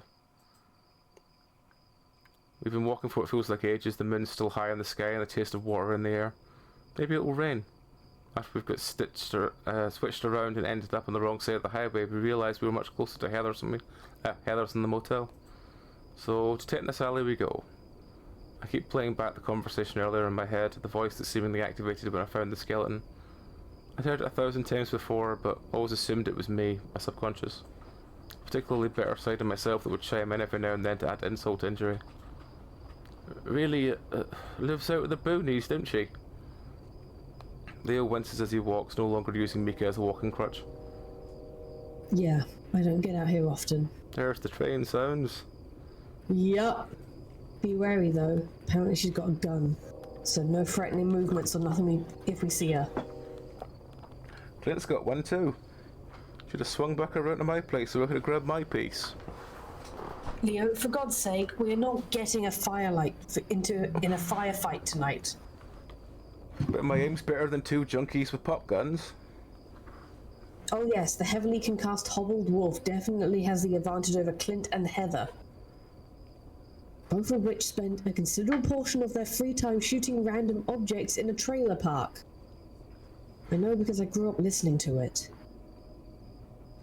She ain't lying, at least for Clint. And he's no fan of you. Should probably let me do the talking. Didn't you betray them? I think I might be the better person for this. The neutral party, so to speak. Yeah, but I know them. I can sort this shit out quick, like. Alright, well, that's another question point. Let's go for that one, because it's a Leo one. Yeah, shut the fuck up, Leo. So what do you think? Your choice. Well, I think, because I said we are siding with Jenna in this one, so we'll lean into Jenna. Jeremy's her brother, and Clint is Jeremy's best friend. And presumably Heather listens to both of them. She's not really been involved in any of the drama so far, so I trust her to get this taken care. I looked in at Jenna, who am I currently leaning against, and she could put her degree to work. Oh god, don't put it like that. For the last time, I don't study any of that interpersonal communication business that shrinks handle. I lean more towards neuroscience anyway. So, Rich Goat is in great hands then. Nice. Mickey responds tersely, Jenna giving him quite the side eye. She still seems pretty disgusted with him and Leo for the fan revelations. And the further we get away from it, I'm starting to feel myself get more and more ill at the thought. The camera, Jesus. Leo had asked if he ever wanted to film anything before when we were together, but I'd always said no. I shut my eyes, trying not to think about it. Focus. Just gotta find Carl. A long, curvy gravel road that leads halfway up a quarter-mile loop that is Jasmine Street. At this section, several mobile homes are dotted along the length, though most are empty and dilapidated. They generally serve as squatting grounds for seasonal transients. A little pink house stands out amongst the rest, with a big utility vehicle parked out front. Never actually been inside before. We should be careful. The front door is open. What? Jenna points, and sure enough, the double door leading into the house are cracked open. The doors themselves are strangely ornate, painted like a drawbridge and with big knockers on both sides. The creeping sense of dread begins to dawn on me. Hunker down, let's get ready. So we do. As much as I'm willing to do with my legs still feeling like it's on fire. I can even see Leo wincing as he crouches down in front of the shrubbery. You guys all good for this? Yeah, it's just like I got bitten by 20 fire ants. There's probably something you can wrap your legs with inside. And the tips of your fingers, Batty. Batty. Said Bat gives Leo an incredulous look before letting out a little harumph and facing forward again. I squint past the two of them to the brush and I can make out the text and logo of the utility vehicle. It says the Reclamation Bureau, the little river insignia surrounded by the national flag. Jenna squats down beside me, her ears twitching. She quickly peers over her shoulder, staring hard at something behind us. I follow her gaze, though I see a vast stretch of desert between us and Lake Emma. Mika looks too, letting out a little gasp. Who the fuck? What? I don't see anything. Shh. Jenna places her paw up to my lips. I frown, peering past her fingers into the dark. Finally I can hear something. Twigs snapping, quick footsteps, and maybe some panting? Panting. Maybe some panting. There's a rumbling behind it too, that almost mechanized in nature. My first thought is the van from earlier. Whoever turned it on, they had gotten it running and followed us out here. The silhouette of a figure emerges to the sagebrush and its motions frantic. Eventually I can see its eyes, which are familiar bright blue. Teach? Leo quickly runs up to catch the flailing feline, only to be met with the slashing claws that push him away. The wolf seethes audibly, stepping back. TJ, stop it, it's us! He whispers sternly, trying to snap him out of whatever's come over him. TJ's looking over his shoulder, panicked. It's coming! It won't stop following me! TJ shouts and Mika visibly flinches.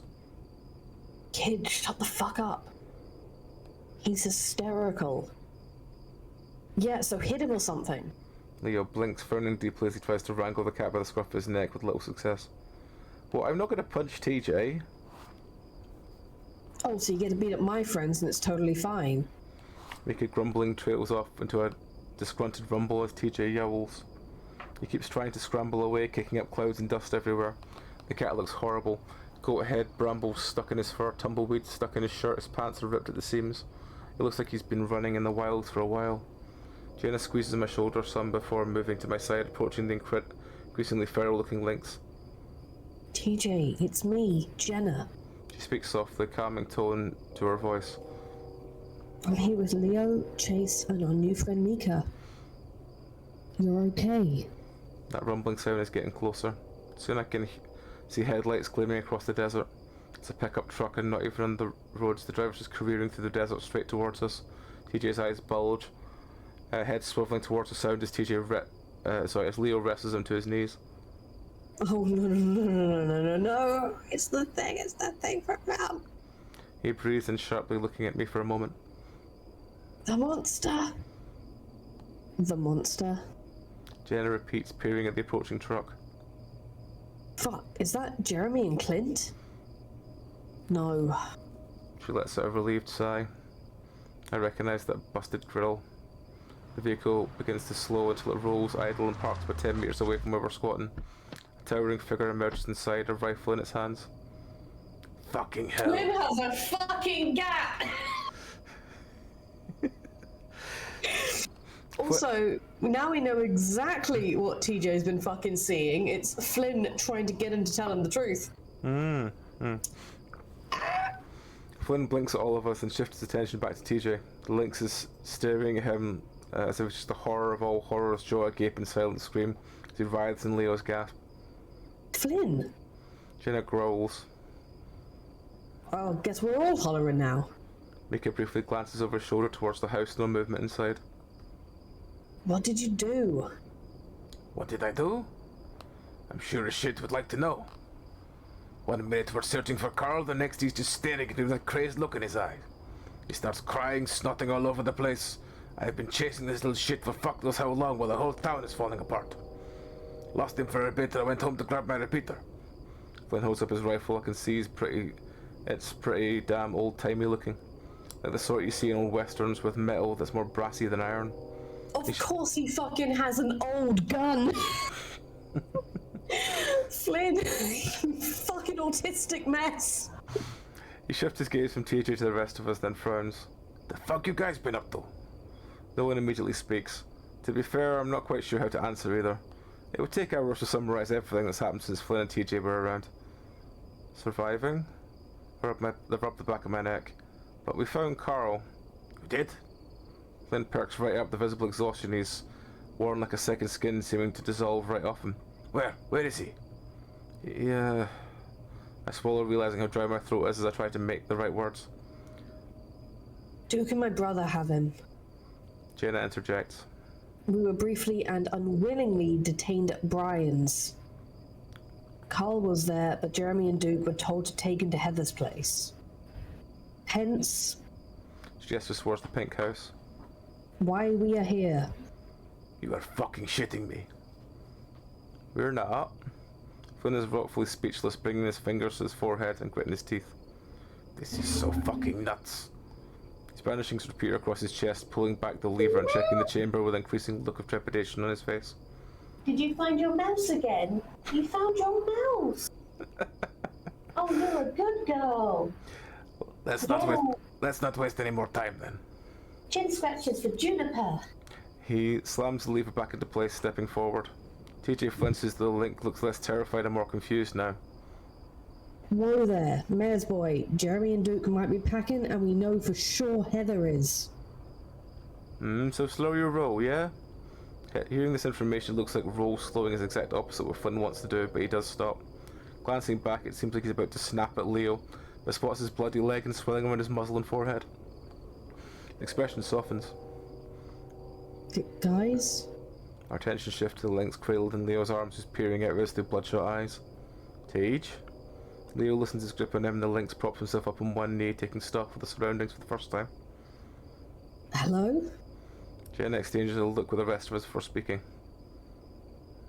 Welcome back to reality. That Hum's nasty stuff, ain't it, kid?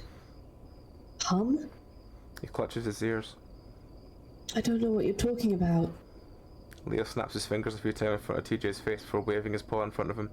TJ stares, flinching with a delayed reaction. Not too sure he's fully back with us yet. Flynn swipes his hand through the air, grimacing. Okay, enough of this. Wolf boy, what's the plan? I blink, realizing how naturally everyone defers to Leo when the going gets rough, just like when we were kids. I don't see Jeremy or Duke's ride out front, so I assume they ain't here. We should take a look around inside, but we need to be careful. They could be back any minute. Yeah. We all begin to follow in line behind Leo, all of us pretty damn aware of our element of surprise is long gone. We're about to reach the open door when I notice that Jenna isn't with us. I glance back over my shoulder to see her staring at the underbrush back by the truck. Everyone else starts filing in before I get a chance to anyone else's attention, so I wait outside for her. I wave, trying to get her attention. Sure enough, she finally looks my way and quickly scurries her way over to me. It's amazing how silent she can be, even while running. It's one of those enviable fox traits she has. It's tough to think any aspect of foxes that's a hindrance, actually. What's up? I look at her, trying to keep my voice down. She peers at me with a scrutinizing expression as if she had said something rather offensive and she's waiting for me to talk my way out of it. As if I had said that. Jenna? Oh, it's nothing. Nothing real. Huh? She walks in, not offering any elaboration. Come on. I sigh, following her. Jenna, I can't say I ever expected the interior of Heather's home to look like this, even having known her most of my life. First thing that hits me is the smell. It reminds me of one of those fancy candle and soap stores in the mall. That sort of dusty, mildewy stank that lingers in sinuses. But with the sort of dusty, mildewy stank that lingers in my sinuses. Very floral, overall, potpourri, I think it's called. The next thing I notice is the decor. Much like the exterior, there definitely appears to be some kind of fantasy castle-like theming going on here. However, the person going for said theme is certainly no interior designer. Bubbly wallpaper, cheap knickknacks, blurry, painted JPEG pictures of fairy tale characters coat the walls. Pink pennant banners dangle from the ceiling, and crushed glitter can be seen reflecting from within the weaving of the carpet. It's like a child's birthday party took place here, but judging from the faded appearance, it's been like this for a while. As I glance to my left, I notice the entire wall has been knocked down, the structural framing inadequately hidden by flower-coated curtains. Beyond said curtains is a large chair and a long red rug leading up to it. It takes me a moment to realise it's supposed to be some kind of throne, lit harshly by the bright white fluorescent lights.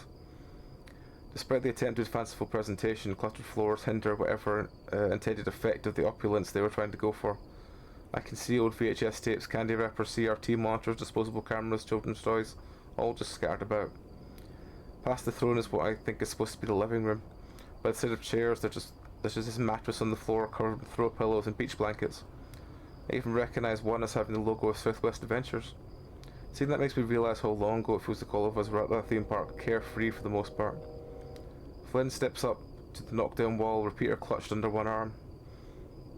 Guess they didn't get a permit for this demo. As if on cue, a gust of rolling wind hits the house and I can practically feel it shudder, unstable. Gullia quickly refocuses, keeping his stilted gaze pointed down at the hall for any sudden movement. Beyond that, the house is quiet for the most part, outside the occasional dripping noise from somewhere I can't see. Nuts. Completely nuts, Leo mutters, shaking his head at the surroundings. Yeah, none of us come here. Never actually been inside before. Heather's dad never lets anyone in. Now I can see why. Leo and the rest begin moving down the hall while Jenna steps up beside me. She has contemplative frown upon her muzzle. It's kind of weird and familiar in a way. That's all I can say initially till I begin placing why. This place reminds me of like old thrift stores and cheesy parties I went to as a kid. I can't imagine living here. It's not as dirty as I thought it would be. Jenna muses, though something catches her eye on the entranceway to the kitchen. Soon I'm following her, approaching what looks like a laminated coloured pencil drawing posted on the wall with rainbow coloured tacks. King and Princess Palace. Jenna's frown deepens. On the picture there's a large bespectacled feline man sitting on a grand gold throne. It's quite an upgrade from the dingy orange recliner draped in cut-out fabrics that we got out front, that's for sure. Next to him, sitting cross-legs, will look like a drawing of Heather. She's in a stereotypical pink princess crown with a little tiara on her head. The two are holding hands. It's such a sentimental picture, it actually seems pretty sweet that even Heather is someone who cares about her enough to as this. However, Jenna's dour expression does not relent. She quickly turns, heading down the hall with the rest of the gang. Flynn and Leo continue to take point, together keeping his rifle at ready.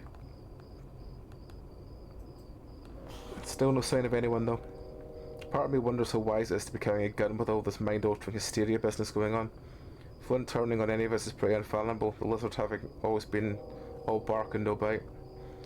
Still, seeing one of his old friends brandishing a weapon is a weird feeling. I pop into one of the rooms along the main hall that still has lights on. Looks like some kind of study and is much less cluttered than the rest of the house. There's a small desk behind the door with a laptop and stack of papers next to it, most of them Reclamation Bureau letterhead. At a glance, the documents mention things like water tables, hydrology reports and map revisions and floor plan boundaries. It all sounds pretty heady stuff. It's odd that Heather's dad lives in such a shitty place but such a technical sounding job. TJ wanders in beside me, staring blearily into the empty room. I reach over, placing a paw on Lynx's shoulder. He flinches a little but doesn't draw back. You feeling better, TJ? I ask, keeping my voice soft for his sake. Yeah. TJ responds, rubbing his arms. His fur looks puffier than usual, mostly likely the result of him being so on edge.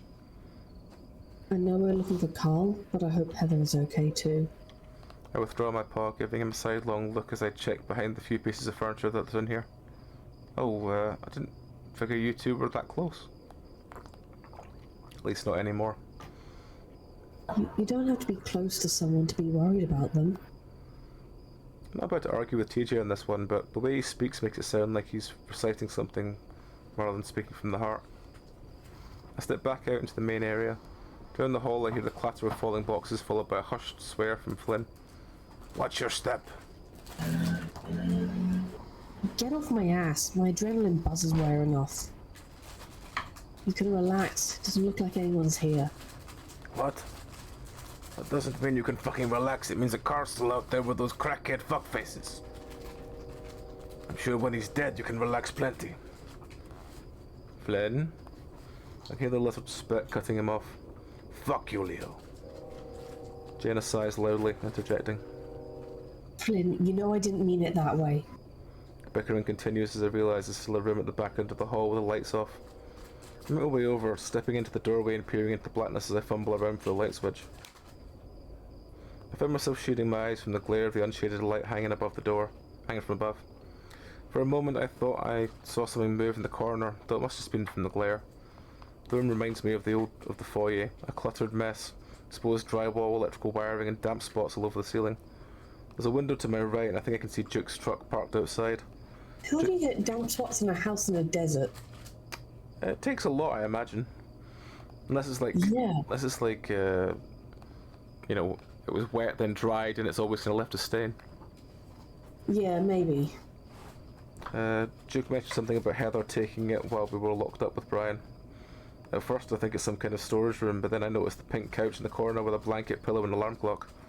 There's some dirty clothes piled up beside it, and judging from all the bras and panties, it must be where Heather sleeps. There's even a little closet in the corner with crayon and children's drawing posted over the door. I take a step in, and though I stop when I see something catches my eye. In the right hand corner of the room where I thought I saw something move earlier, a little green light blinks in the shadows. As I approach I notice something, a pastel pink baby monster thing with a photograph taped above it. The picture is of like a fennec fox in the outskirts of Echo staring at, well, I'm not sure, a shooting star? The fox kind of looks like Keith. Weird. I flip over the photo and notice that there's some smudged writing on the back. Whatever it once said is utterly illegible now. I put it back and shift my focus to the monster beneath it. It appears to be decades old, judging by the worn paint. It's apparently still functional. For some reason I can't really explain, I pick it up and press a single circular button in the centre. It crackles with a low hissing sound, and that's when I realise it's some kind of walkie-talkie. After a few seconds of holding the button, I speak into it. Hello? I nearly jump out of my skin as the groaning noise. Mainly because it isn't coming from the device, it's coming from inside the room. My eyes dart around the source and finding one of the blankets piled up on the floor behind a table. It starts to move and I quickly back up. Leo, get in here. Heavy footfalls can be heard sprinting down the hall outside, the wolf pushing his way in with wild eyes. What's going on? He looks ready to pounce, though is only met by me and a bedraggled looking ram trying to untangle the comforter from his horns. Ugh. Oh shit. Carl! There's a squeaking noise coming from the closet and I notice Carl's unfocused green eyes start to wander in that direction. I look over and see the folding doors are slightly ajar. Were they like that before? That's when I see it. An eye. It peers through the crack, wide and bloodshot. The door is rammed from the inside, knocking it to the side and sending toys all out and other miscellaneous junk flying. Hanging light bulb flickers in the closet as a figure steps through. I quickly realise it's Heather. She has blood in her legs and a revolver in her grasp. You! Get out! Go the hell away! I quickly throw up my paws. Leo hesitates for a moment, then does the same. Hey girlie, we mean you no harm. We just need to... Leo stops talking and I'm not sure why. But as until Heather shifts out of the way and I can see more closely into the flickering closet. Hunched against the walls what looks like an enormous doll. On further inspection it's not a doll at all. It's a man. There's a red smear in the wall behind him. I recognise him from the drawing. A portly fellow with circular glasses. Each of the lenses shattered by bullet holes. It's just empty sockets where his eyes once were. Top of his head is a little plastic clown embedded with costume jewellery. Oh shit. Mika walks into the room quickly, recoiling at the sight of Heather and the figure in the closet. Carl huddles back against the floor, seemingly trying to make himself look small. Jenna also steps in, her arms already raised. Heather brings up the gun and points it at her first. Heather, what the fuck are you doing? It's me, Mika. Okay, you need to go. She brings the revolver up, aiming it unsteadily at the lot of us. We all take a step back, my back now against the wall. Where the hell is Flynn? Did you shoot your dad? Holy fuck, Heather. Mika, stop talking. That's her fucking dad in the closet. I know. Oh my god! Shot rings out and I feel something spray against my face. I quickly reach I've up. voice acted that out, but I would need to be in a soundproof room. I quickly reach up, rubbing my cheeks and frowning, but it's a plaster from the wall next to me all over my face and shirt. My blood turns to ice. I realise there's a bullet hole about 6 inches from my head. Leo's eyes bulge and starts to move, but stops when the revolver is swiveled towards him. Heather! Jenna shouts, quickly trying to get her attention. Heather! She says her name again, this time more softly now, in the wide-eyed feline looking at her. We're here looking for Carl, remember? Like you mentioned during the bonfire? The cat's chest rises and falls. She's hyperventilating. She's been that way since she stepped out of the closet. She makes her way forward towards the slumped form of Carl, still half covered in blankets. She points the gun down at him. I'm gonna shoot him in his stupid, fat, ugly face unless you leave right now! She's absolutely screaming her demands, spouted but with such a pitch her voice constantly cracks. Tears begin to roll down her already wet cheeks, her eyes puffy. Beneath her, Carl covers his face with a blanket, visibly trembling with a mixture of fear and exhaustion. Okay. Sounds good. We're happy to leave. Jenna does her best to put the calm voice as she nods to the rest of us. We'll take Carl with us and we'll be out of your hair. We're planning on leaving town. Leave? Heather repeats. I have nowhere else to go. Nowhere! Everything used to be bad, but not terrible like this. Keith barely talks to me anymore, and when he does, he says... She breathes in shakily. He says the meanest things. I cover my ears and I can still hear him. Heather, Keith is gone. He can't be speaking to you. I believe what you're hearing is a side effect of the hum. She looks over at Mika, who gives her a nod. Da-da, stupid. I know that. You think it's so smart? You think it's so much better than we are? I know you do. Jeremy told me. Jenna opens her mouth to protest, but Jenna shrieks, a blubbering of spit coming from her mouth, snot running down her nose. She begins to press her finger close to the trigger. Carl, get... Jenna places a paw on Leo's chest, trying to hold him back as Heather's chest heaves. She looks like she's dry heaving, trying to throw up, and immensely sick feeling with an air that will not leave. I can barely hear anything anymore. The ringing is so loud. It just sounds like him. He won't stop. Heather flails in the direction of the shadowy figure in the closet. Even though the man in the closet is very much dead, he's propped up in a way it looks like he's watching Heather pace around the room. His dark sockets following her, while her back is turned. She seems afraid to look at him. The feeling closes her eyes for a moment. I could tell Leo is weighing his chances of whether he can tackle her to the ground before she can get shot off. Before he can move, they open again. She speaks, her voice still shrill but quieter. Everyone thinks I'm stupid, and I'll never do anything but rot away like everyone else. And it has nothing to do with what Duke or Brian or Jeremy or Kim or anyone thinks that'll fix things. This whole town is so shit. No arguments there. Mika mumbles wide-eyed. Mika?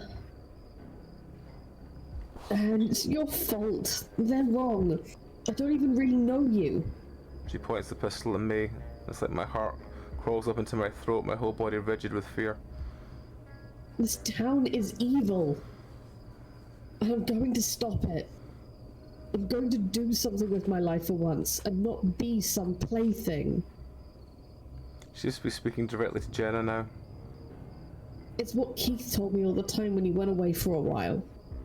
Heather stands there shaking in place as if trying to muster the courage to do something. She begins to strafe, getting closer to the closet and bending down to pick something beside the corpse. It's a bloody folder with a little booklet stapled to the front. I recognise the emblem on the cover of the Reclamation Bureau. Heather's paw covers the front, but I can still make it out. Otter's Dam Basic Operation Manual, Procedures Manual. Outside there's some movement by Duke's truck. Trying not to draw attention to myself, I glance out the window and spot the familiar pattern of orange and black scales and TJ's tufty fur. There's a glint of something metallic, Flynn's repeater, which is currently sighted towards the hysterical cat. Jenna spots this too, turning so that her back faces the window. She swishes her tail from side to side. With Jenna in the way, Flynn won't try and take a shot, right? The idea of Flynn shooting anyone is just unfathomable in its own right. Heather, what do you mean? How are you going to fix the town? I'm going to make it so that there is no town. As Heather turns away, she catches a glimpse of the blood in the folder and looks back towards the closet. She screams, but not staring at the corpse. It's like she's looking above it or something else at eye level. Daddy? She blubbers before promptly stumbling out of the floor, stumbling out of the room at full sprint, elbow checking Mika so hard it gets knocked in his ass. We stand there in silence as Heather's footsteps fade and out of earshot. The sound of a car being started can be heard and I peer out of the window. I can see her father's utility vehicle peeling out of the driveway. Fuck me. Mika whispers harshly, pushing himself to his feet. The smell of blood and gun smoke lingers heavy in the air and I realise my legs feel like gelatin. I nearly collapse back against the wall trying to catch my breath. I sensed that as I've been feeling the fear was very real in that moment. Everyone alright? Leo is asking in my direction, though gives a little look towards Mika. Yeah. Peachy.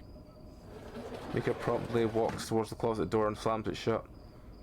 I don't want to look at that anymore. There are no objections to that.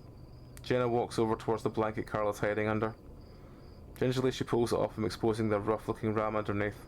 He flinches at first, but the next thing I know, Jenna's pulling him in for a tight hug.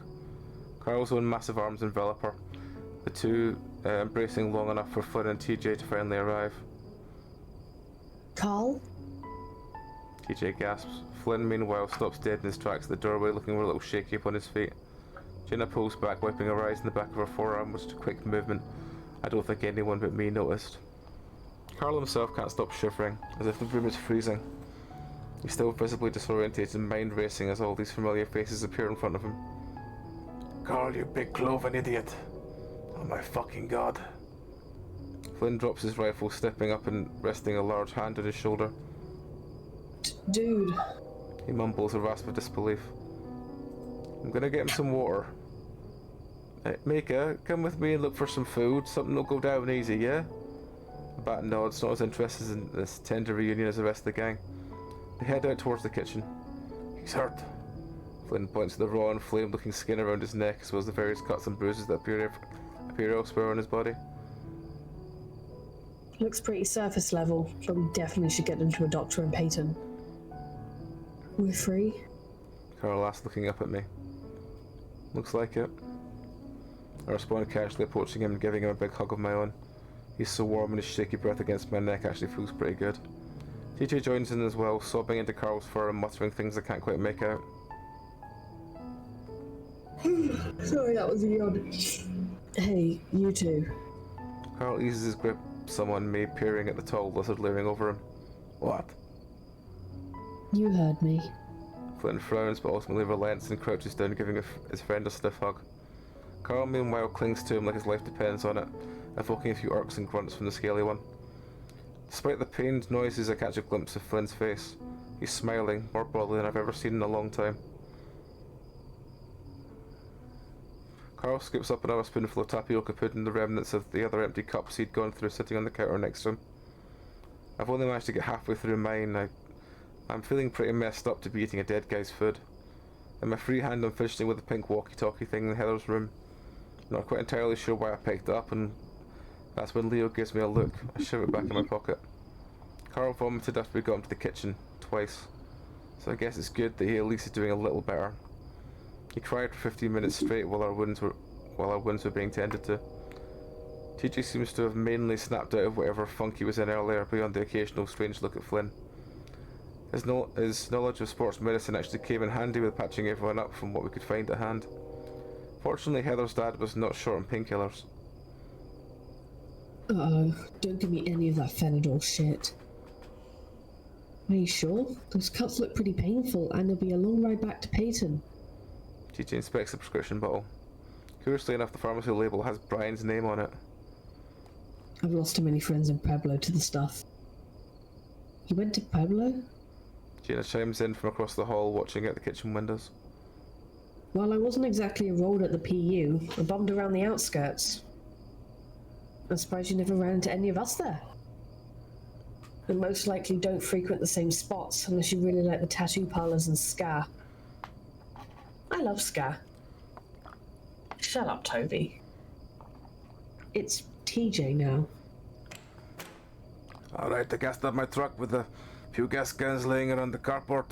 Got a full tank so we don't gotta be stopping at the gas station by the Flint turnoff. We load up, gun it, and should be in Peyton just before daybreak. Sounds like a good plan? Does it? I clutch my forehead, the voice from earlier ringing between my ears. After everything had settled down, I honestly hadn't expected to hear it again. Any sign of Heather? No. Last I saw, she was heading northbound on the 65. She frowns in thought. North? Fucking beats me. There's not much going on to the north. There's no real exit back to the main interstate system. Just the old military area, lots of country roads lead nowhere, and the dam. The dam. Oh fuck. Oh, I shift to me. She's heading toward the dam. Her dad works there. Worked there. No one has opened the closet since Mika shut it. And? Flynn grunts, dangling his repeater from his fingertips. She took the folder with her when she left, the one about dam operating procedures. Really? I didn't get a clear look at what she was holding. Yeah, I'm telling the truth here. I believe you. Flynn squints his eyes some. Are you saying Heather is going to fuck with the dam? I mean, what else could she be doing? We all heard her speech, right? Yeah, it sounds like she was screaming it. That bitch can barely operate a doorknob. You think she can figure out how to floodgate that size? Mika pulls a beer out of the fridge, sipping it gingerly before speaking. I'm pretty sure I remember her dad brought her up there to work a lot when we were growing up. She hated it. He disappears back into the kitchen. Someone who's experienced the things we have this evening seems oddly composed. Makes me wonder what kind of shit he's seen before all of this. I think back to some of our preliminary research I did for my project, and by preliminary research I mean looking at the county's website's historical section for 30 minutes. One of the things that jumped out at me was how big Lake Emma used to be, over twice the size it is now.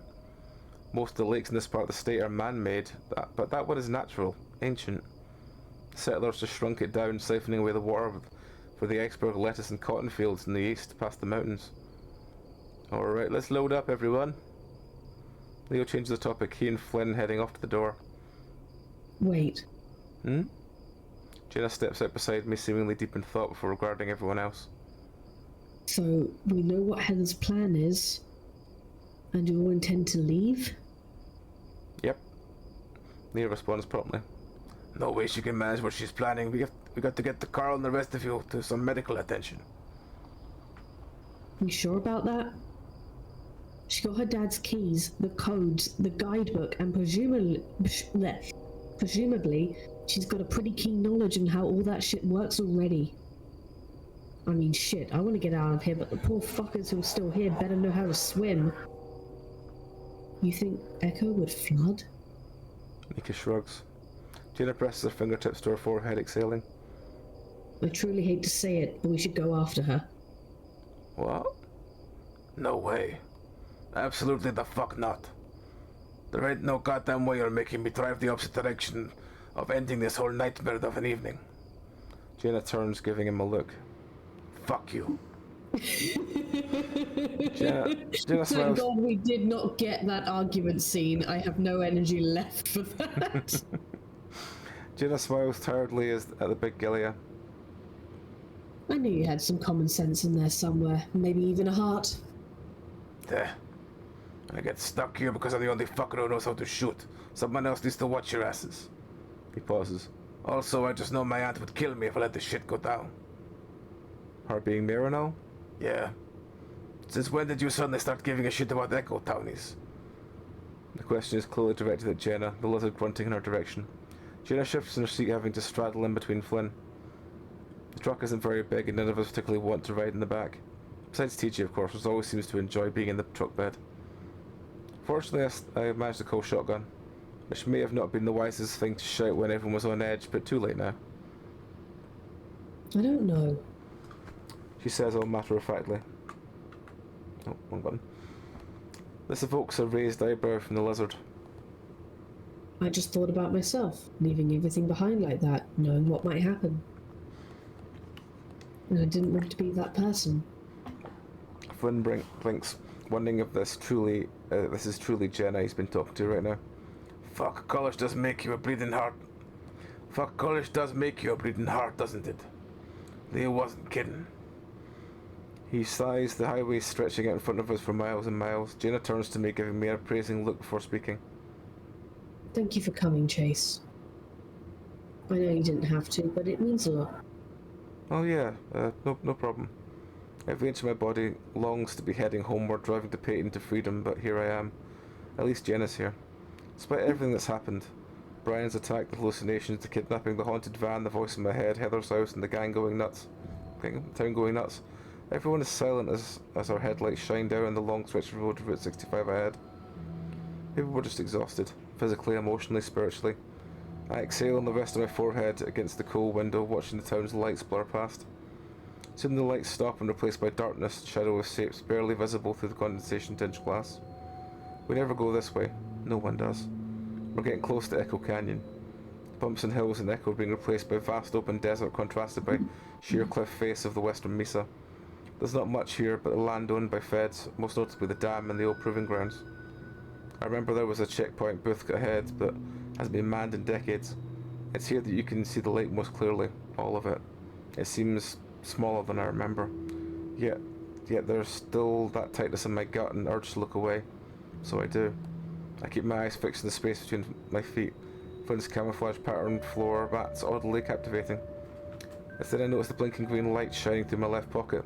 Instinctively I think it's my phone and reach for it, but then I remember as I pull it out. It's the pink walkie-talkie baby monitor thing from earlier. I run my thumb over the surface, feeling the worn chip plastic.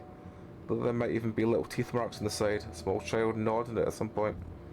I remember being like that, thinking everything colourful must be edible dessert waiting to be bitten into. I press my thumb against what I think is the talk button, but any labels on it have long since worn off. Bringing the device up a little, I open my mouth as if to speak, but stop short of actually saying anything. I realise I don't want to freak the others out right now. Seeing the lake again, I look back down. Hello, good sir. I freeze. Hello? Flynn looks over at me. Jenna stares ahead. Hello, good sir. That same voice, crackling and old, spoken in the same cadence as before. I glance over and Flynn's gone back to focusing on driving while Jenna's still looking at the road blankly. No one's reacting to this thing going off.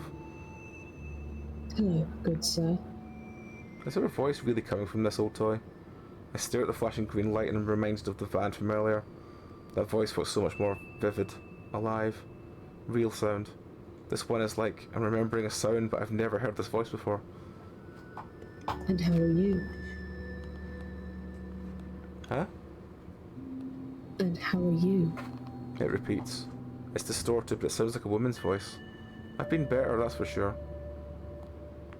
Sorry to hear that. Oh. I guess it can read my thoughts. That's comforting. Things will get better soon. I start to consider sliding the walkie-talkie back into my pocket. Nothing this thing is saying can be doing me any good right now. Especially noting that I'm the only one hearing it. Just more hallucinations. Crazy swamp gas, tulpa bullshit. Doesn't seem to be saying anything now. The minutes pass and I begin to relax some. I look past the device in my paw, the night sky reflected on the surface of the lake. A streak of white light where the moon is.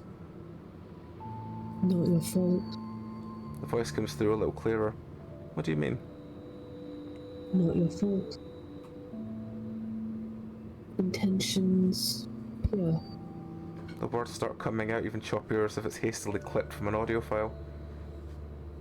It was a loving act. And one cannot fault themselves for a loving act. What are you talking about? I wish we could talk. More. But you have places to be. Places to be. The road begins taking us to the canyon proper and the light of the walkie-talkie flicks off. I've never actually been here before, I mutter. Fascinating. Now keep your fucking voice down. I see your car up by the service building. The building itself isn't too large, only about 500 square feet with the windows on all sides. We creep forward, Flynn with rifle in grasp. Mickey, Carl, TJ and Leo were hunkered down behind the truck, out of the line of fire.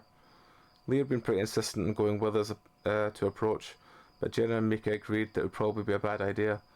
Unsurprisingly, we're the only vehicles parked out here. All right. Jenna whispers, waggling her paws out on either side of her, as if to shake the nerves out. I'm going to announce myself and approach. Flynn, just keep line of sight. Maybe she won't be as crazy out here. You know, on account of it being less hummy or whatever.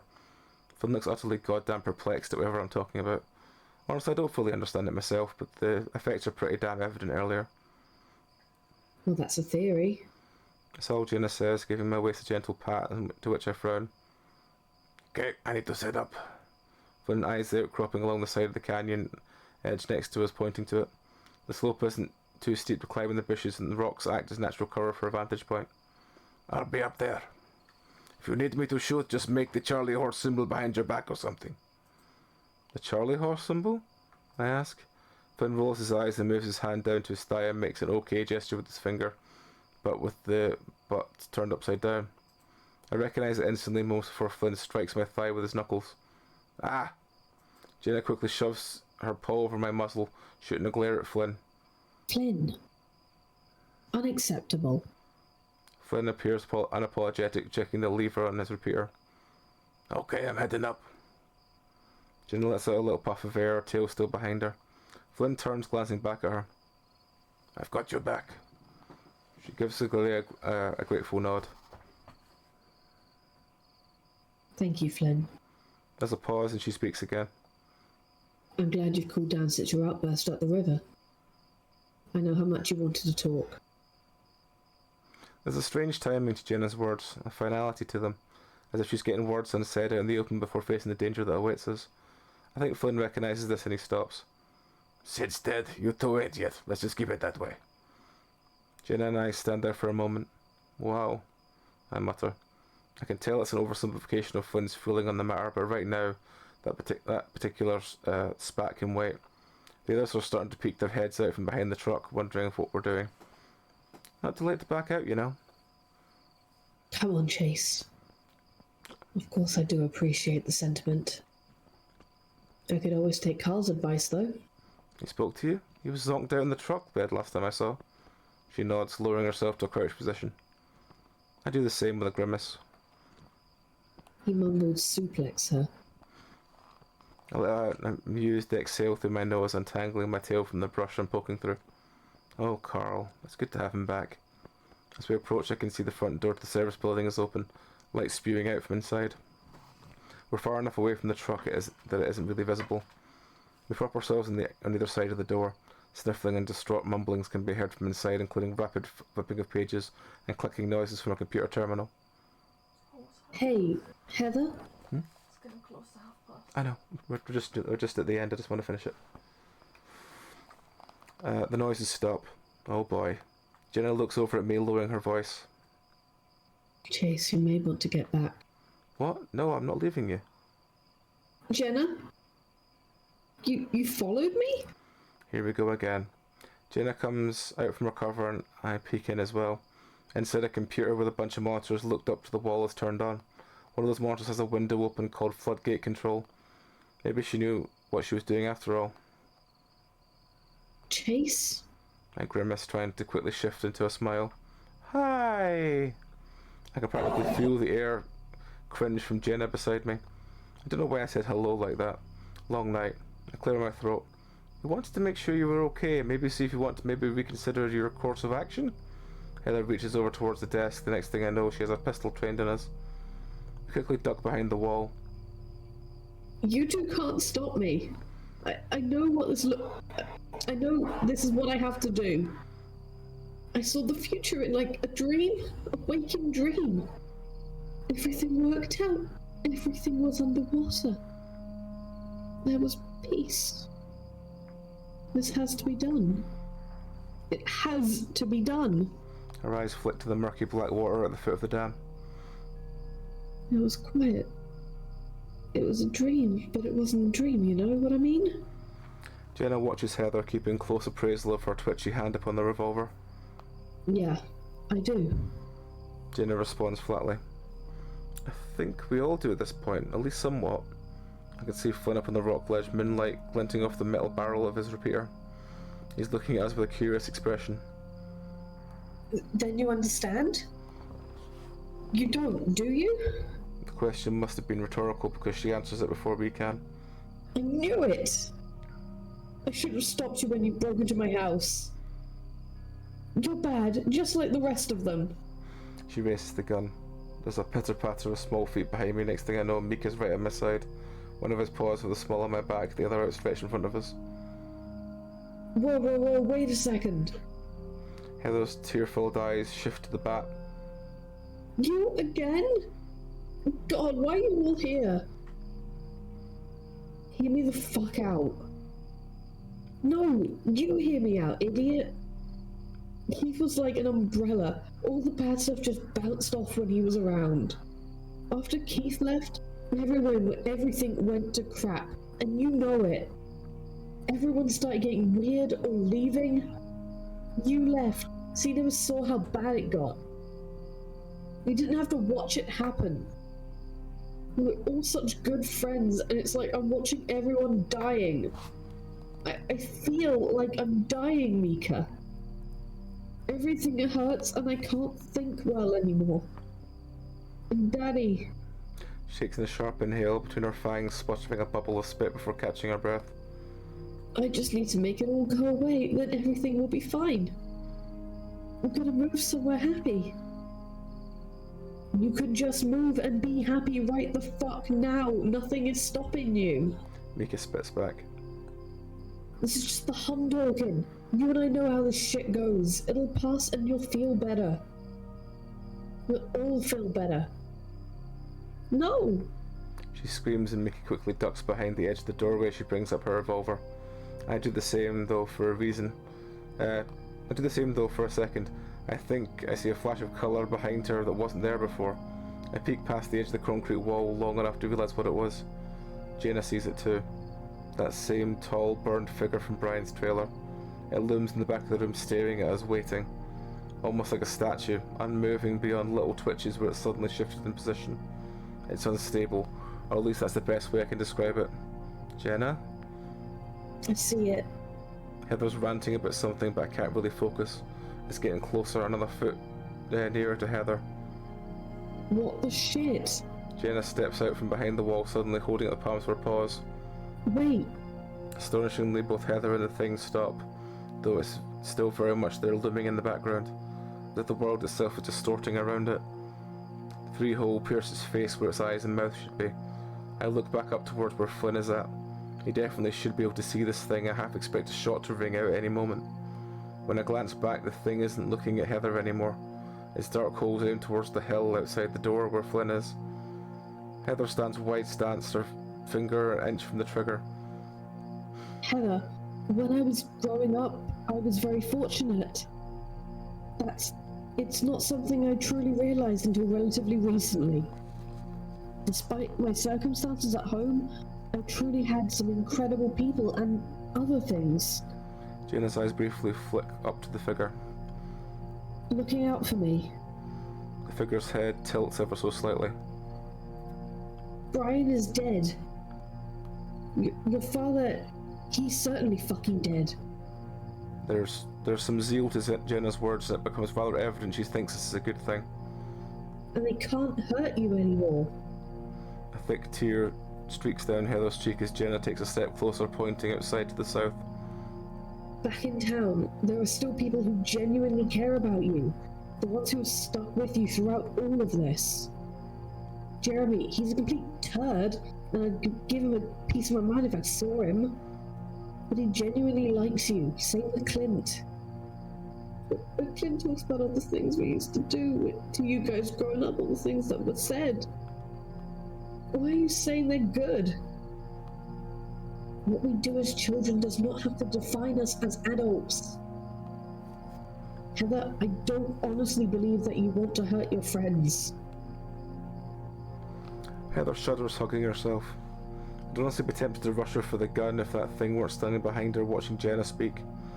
Heather sobs, her thin wrists trembling as if the weight of the pistol on her paws is burdened for far too long. Finally they drip, the gun limply hitting the floor. I flinch, though thankfully it doesn't go off. The red entity lingers so close to Heather it's practically touching her.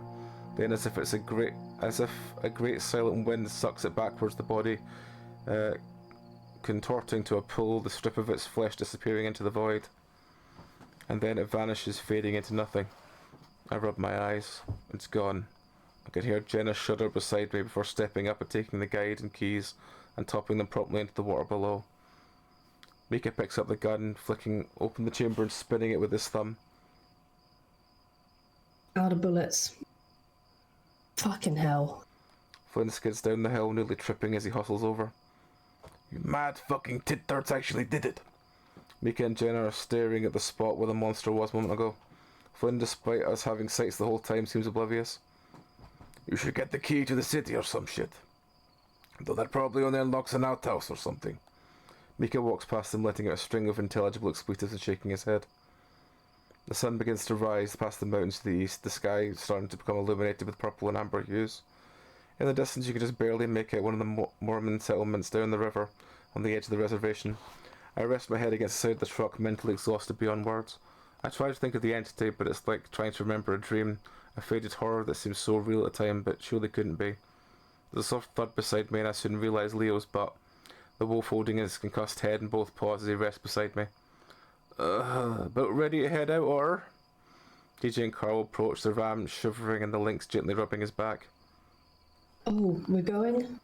He helps the ram into the back. I mean, in a bit, I guess. Jenna and Mika are still talking to Heather. Flynn wanders over, throwing the rifle in the back before leaning his rump against the tire. In the past, when shit got tough, the lizard would always run off to deal with things on his own terms. Yet here he is, slumped and exhausted like the rest of us. Finally, Jenna joins us. I give her a little thumbs up as I pass. She returns the gesture before sitting down as well. She props up her chin and her paws, her fluffy tail perked up to avoid getting smushed in the dirt. We sit in relative silence beyond the faint sound of crickets and gently lapping water. You know, I'm gonna miss this place.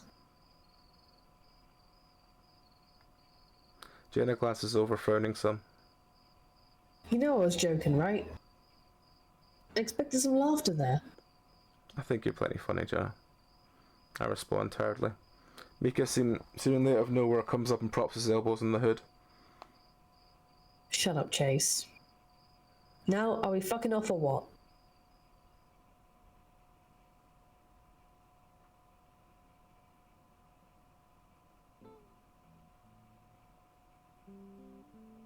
I dab my napkin in TJ's glass of water, wiping off the sticky syrup stain on my seat before sitting down. The lynx gives me a little look before taking a sip from his glass. About time. Here they come. Flynn's peering out of the window towards the sheriff's office across the street. Sure enough, our trio of friends exit to the glass double doors, checking for traffic before crossing over to us. A few reporters from the parking lot spot them and try to get their attention, but Leo ushers them forward. He mutters something and Mika laughs, glancing over his shoulder. Jenna just shakes her head, clearly annoyed but relieved nonetheless. A few more squad cars roll out, honking at the news vans to get them out of the way before heading down the direction of Echo. The police were sure busy in there. Yeah, no wonder. They're all going to be in deep shit for their lack of response to all this. What was it, 14 hours before they even sent a squad car to investigate the blackout? Well, the detective I talked to claimed they sent them out earlier, but there was some kind of traffic trouble. They couldn't get to us. Oh yeah, traffic trouble. That's sure a fucking valid excuse to ignore a whole town suddenly losing internet and telephone communications. Flynn grunts, the ghillie looking towards the quiet ram at his side. He's still wearing his dirty tank top, though the EMTs bandaged the cuts and arms on his fetlocks. Fortunately, Leo's dad called and said that he's going to pick up a fresh pair of clothes for him. He also stated that Leo, Flynn, and Carl could stay over at their house while the authorities sort everything out. Since they closed off Flint Road access to Echo, no one can exactly go back to further stuff. Not that there was any rush to go back, of course. The ram stares at the checkerboard pattern tabletop, saying nothing. Flynn frowns, nudging the ram with his shoulder. Hey, fat ass, why don't you take a look at the menu? I bet some chocolate chip waffles and ice cream sounds good right about now, huh? The lizard smiles down at him as he slides over the menu. Carl looks up for a moment, then sluggishly flips it over. I think they serve your parents' brand of ice cream here. TJ forces a smile, which is a strange sight in itself. A happy face usually comes so naturally to the Lynx, but now he just looks frazzled. Understandably, really. Something cold sounds good right about now. Fuck yeah, I bet. Ram flips to the next page, though I can see he's not really reading anything. His face starts to scrunch as he exhales through the flared nostrils. He scrunches again, though his glaze falters. His arms begin to shake. His eyes press shut and he lets out a nearly inaudible sob, tears rolling down his cheeks. Flynn reaches over and puts an arm around him, tugging him close. Shh, it's okay. He squeezes the ram's shoulder. Carl sniffs, hiccuping once before letting his muzzle push into Flynn's chest. TJ looks away, his own eyes beginning to water again. I'm going to order you the banana split and a big glass of lemonade. He pauses. Also a salad for your health and shit. The Lynx begins to quietly cry, although he keeps his face hidden with a napkin. We must be making quite the scene for the other folks in there, but rightly I don't give too much of a damn. However, this is all making me realise I sure could go for a hug right about now.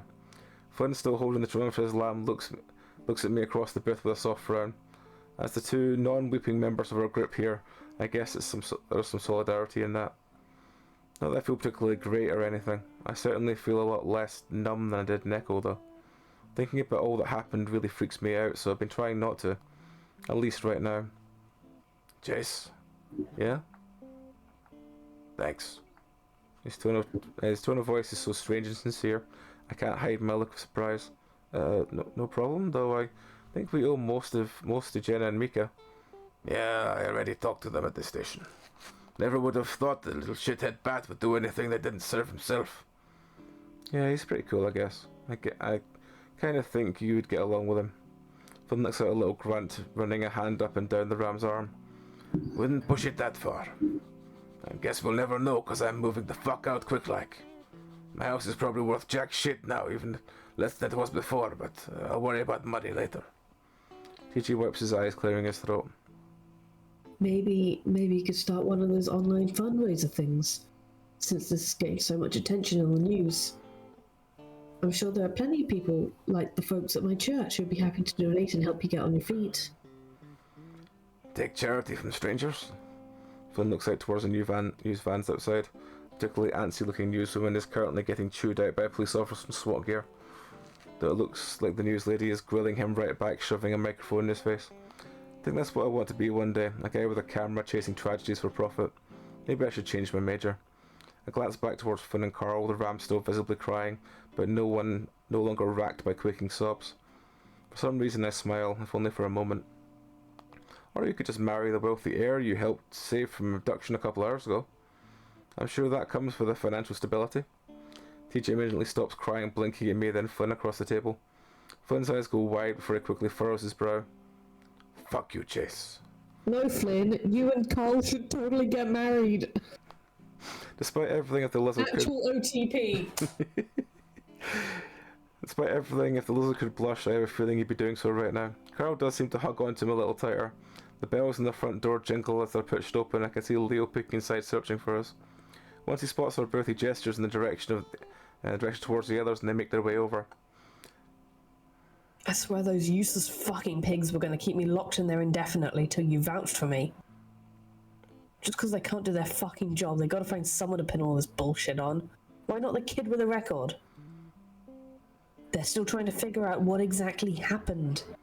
And they won't, because it ain't the sort of thing that can be figured, you know? Oh yeah, I know that now. Jenna closes her eyes for a moment though, and they open again. She startles from Leo coming up behind her. He's about to speak when a particularly rotund alligator woman saunters up beside me. She's wearing a white polo shirt, jeans, and a blue pancake house apron. Why, hello there. You got enough room for here at the booth? She smiles, seeming unfazed by the sorry state we all seem to be in.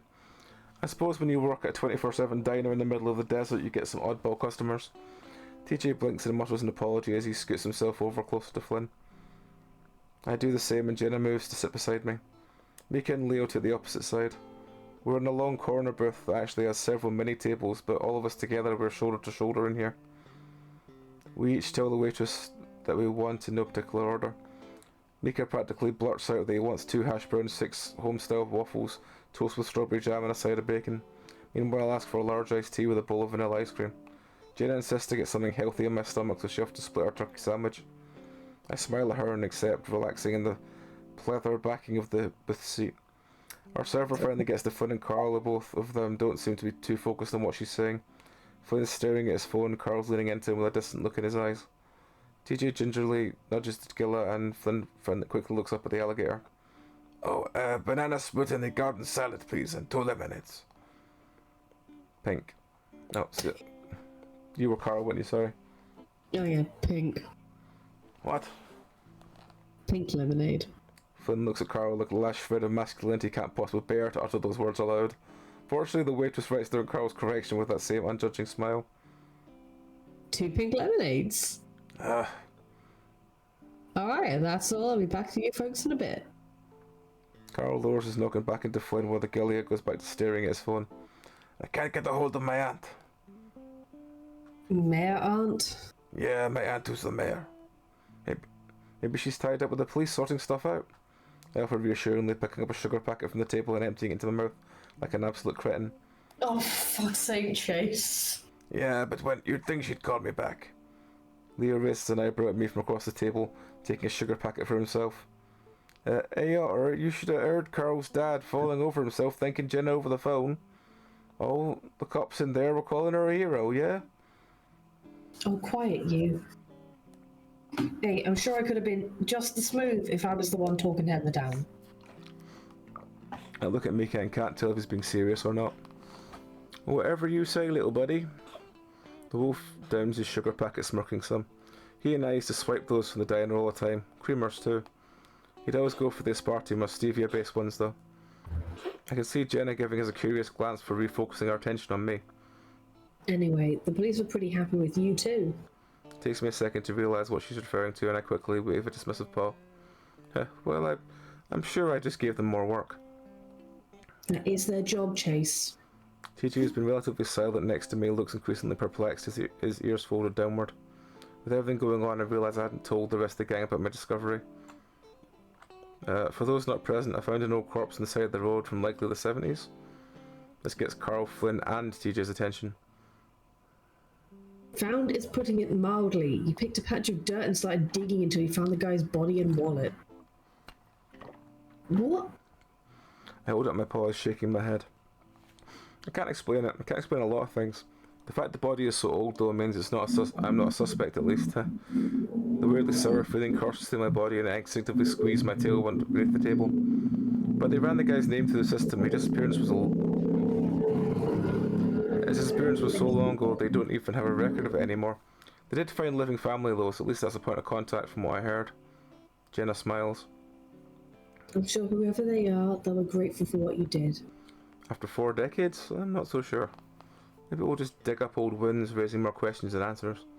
It's not like I've told the police my dream about the van or anything, or who the original owner was.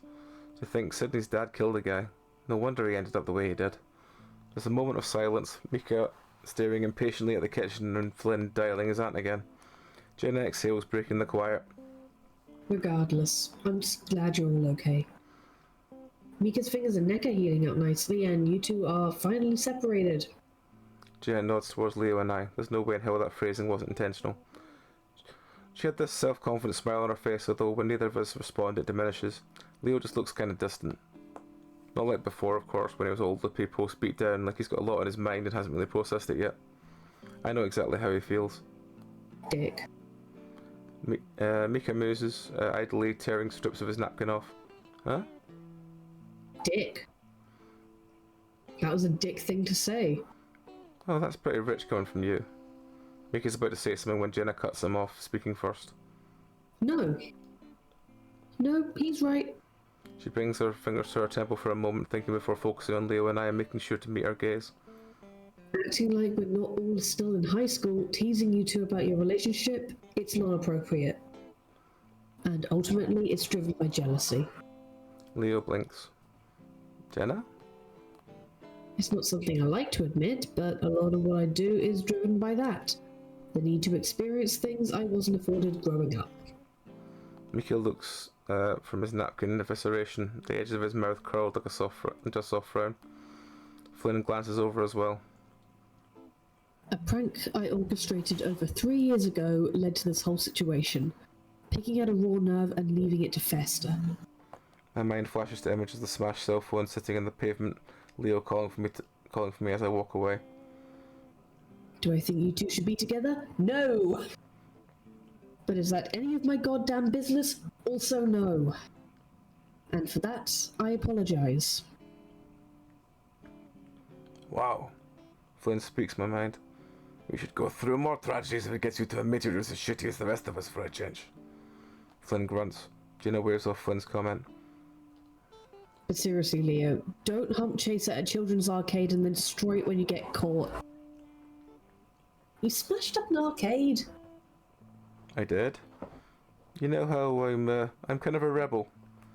A real badass. Leo clicks his tongue against the roof of his mouth, letting a moment of silence pass as he glances offward. Nah, I'm a fucking idiot. Leo seems to purposely avoiding Jenna and I's gaze.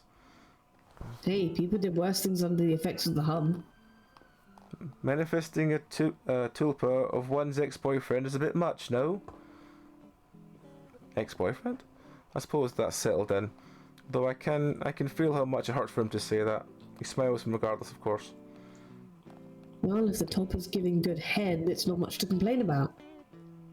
Seriously, what the fuck are you guys talking about? I can't help but chuckle. A few others do too, including Leo. Describe any of this in any sort of way that does it justice seems utterly untenable. Look, I reckon it's the best if we just put some time and a few beers in between this event and us before getting the nitty-gritty details, yeah? Planning another Echo meetup already? I asked, trying to sound more light-hearted than I feel. Fuck no, Otter. We got the internet if we want to talk. My inbox is always open, though. I think therapy might be safer than beers. I can get you some harder stuff. Jenna sighs. Like? She seems to regret the question the moment she says it. Have you ever had a foot tall devil dog cake with strawberry, cherry, and raspberry filling? I know a place of Santa Rita and Buttspeed in Pueblo. Would take your mind off anything. I can also give you some heroin. Mika, for God's sake. I'm just kidding, Christ. The cake place closed years ago. We talk for a few more minutes, mainly riffing on what the hell we're going to do after all this. The food arrives for Jenna and I really get a chance to weigh in though. Not that I'm complaining though, the vanilla ice cream looks delicious. Jenna's sandwich she offered to split doesn't look too bad either. Vanilla. Hmm? Of course he has fucking vanilla. Of course he does. She sets it gingerly on my plate. Flynn glares at the pink lemonade as if he's just insulted him. Fucking hell. He glances over at Carlo, seems to be working up the energy to sit upright enough to eat his food. This looks like you're pissed after too many energy drinks. That was once. Oh my fucking god, you're all creds. Carl speaks up with a sniffly voice. The lizard looks like he's about to take a tentative drink when the phone goes off. He quickly snatches it up. Hello? Mark? He leans forward, resting his elbows on the table.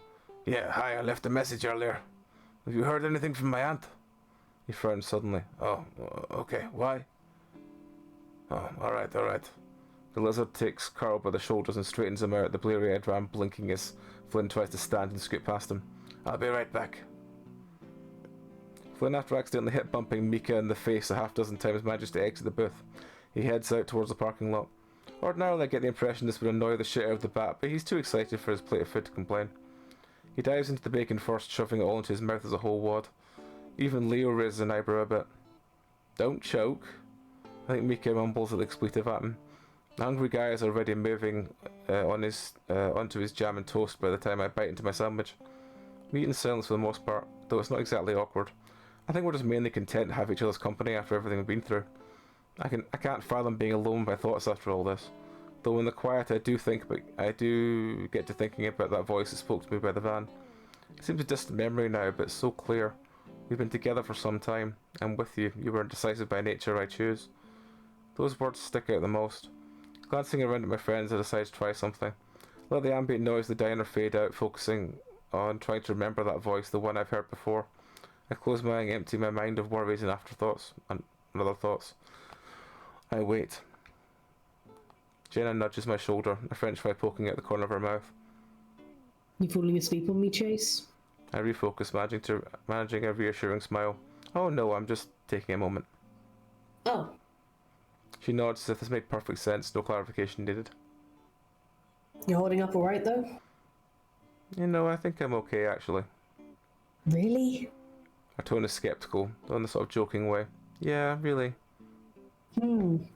She finishes the rest of her fries, wiping her paws off the napkin before something catches her attention across the room.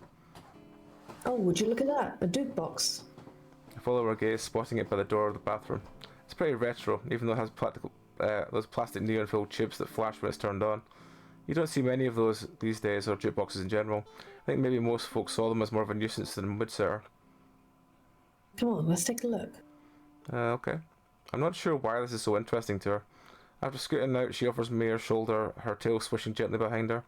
I offer a little nod of thanks, using it to help me stand. Leo looks up at me from his plate of chicken and waffles. We meet each other's gaze for a few seconds and he smiles. Alright, easy now. The EMTs already gave my leg a proper dressing after we got to the police station. Hell, they even tried to get Leo and I to go with them to the hospital. Yeah, of course, the last thing Leo wanted for us to get split up again. I actually agreed with him this time. Plus, I've heard horror stories about ambulance bills. I relinquish my leaning on Jenna as we walk. I hobble towards the jukebox. The music selection is pretty dated for the most part, though there's some modern dance hits thrown in, surprisingly enough. There are scribbles on the permanent marker and sticky note labels. Jenna makes a show of inspecting the options, though she speaks up towards me. Hey. Hello. She sets out a little laugh, then sighs. Sorry, I haven't got a moment to speak alone with you for some time.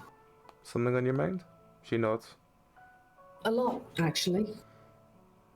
There's a considerable amount of things we've seen, that we've experienced, that will never make plausible sense to anyone but us.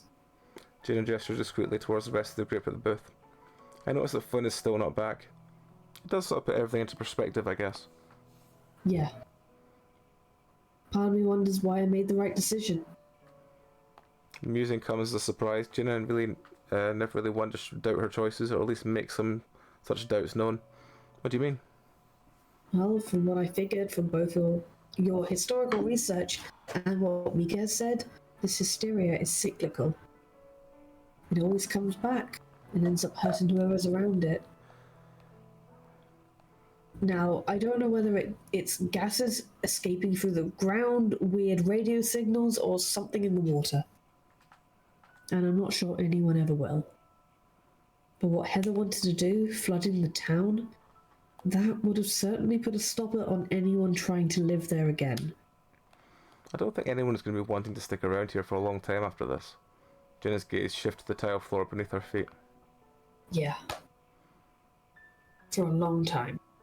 She repeats. I try to think of what to say next. In the background I can hear Mika saying something crude about the origins of syrup. I glance back and see Leo chuckling and TJ covering his face. Carl stares out the window. I don't know if you can really fight forces of nature. Whatever's going on, it feels much bigger than us. But what can you do to help people, I guess? And that counts for something. What you did for Heather despite everything she did to you, that counts. Second chances and all that. Jenna smiles. Chase, that's very nice of you to say. Very sappy, of course, but still sweet. I'm not quite sure I can fully see it that way, at least not yet. Her tail thwacks me a little, and after a brief moment of nearly teetering over, I thwack back.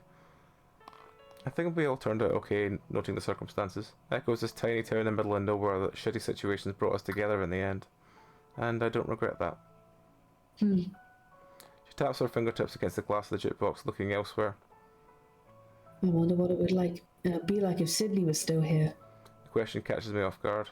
As far as I knew, Jenna never really liked the kid back in the day. Still, I guess he was part of our group, hence the thought anyway. I don't know. I don't really want to think about that, to be honest. Maybe it'd have helped Leah beat the shit out of Brian. I blink at her, words sounding strange coming from her mouth. She looks at me, furrowing her brow. What? He was really into that wrestling stuff. I cross my arms over my chest. I guess. There's a long silence. I had a dream about him early on in the week. And once everything started, hit the proverbial fan, I remember hearing these strange voices. She doesn't elaborate on the specific thought further, shifting focus to me. I didn't make anything of them at the time, but noting everything that happened later. She stops for a moment.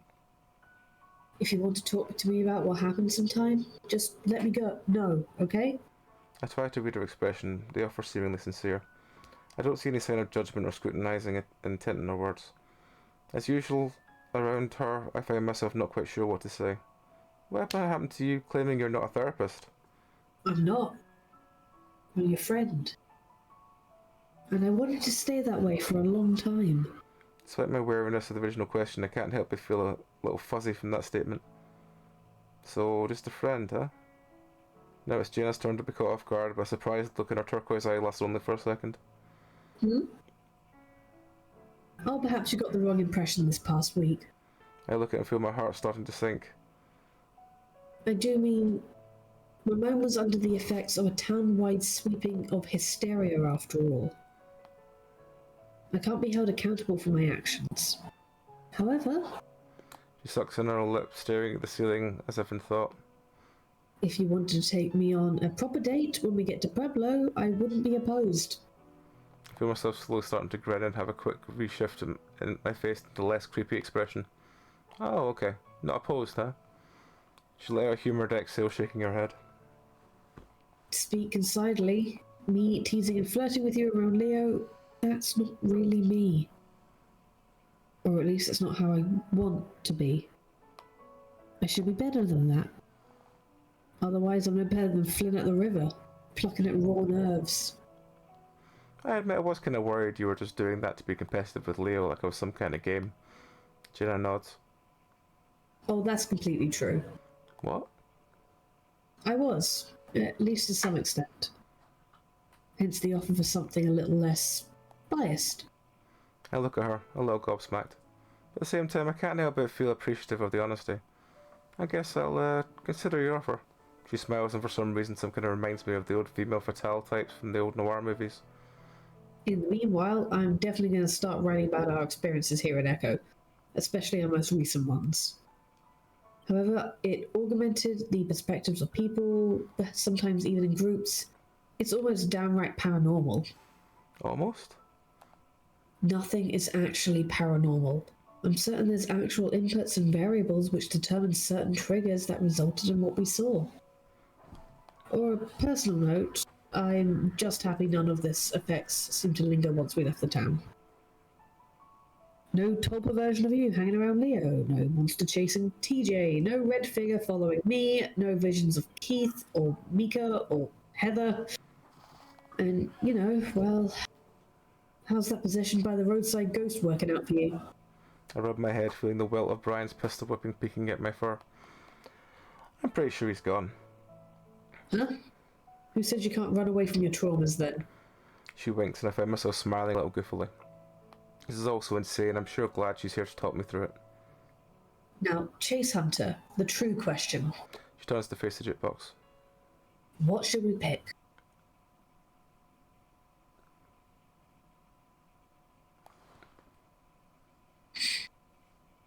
What do you think?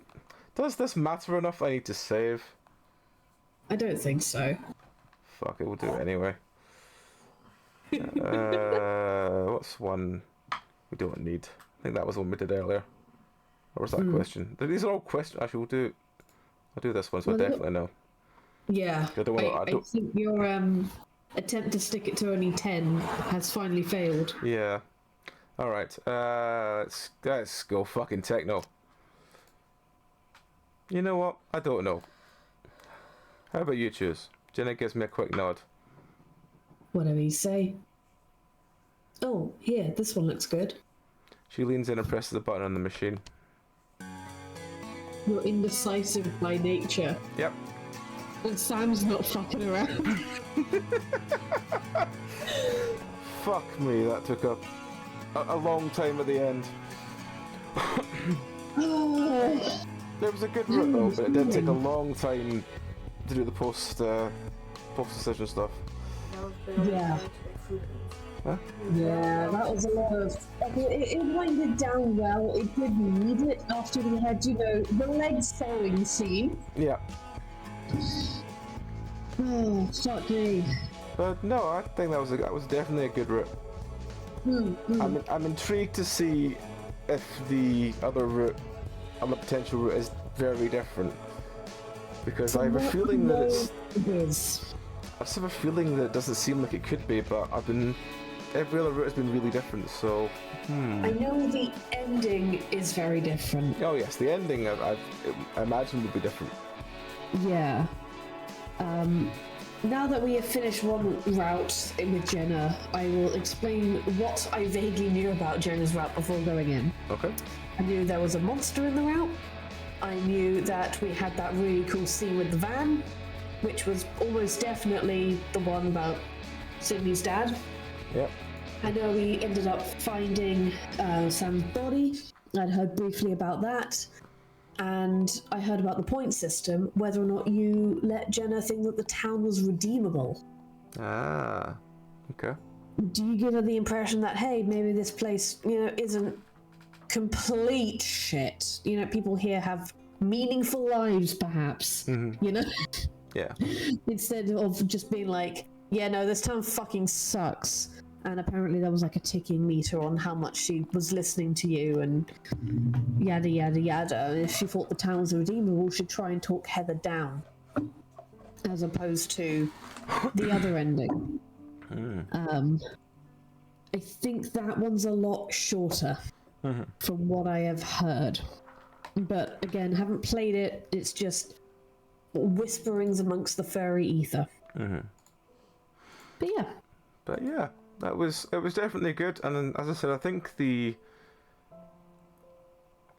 sort of post flooding part did seem like it dragged on a little bit, but I guess it was just trying to show you what state all the characters were in at the end. Yeah. I think it's only slightly a bit too long for us as well because we were trying to finish an hour ago. Yes. Because I was literally a case of like we got to the dam an hour ago, and I was like, right, I don't want to finish on like this with like, because it can't be that much longer. I need to know. Yeah. And then it just kept going and going and going and going.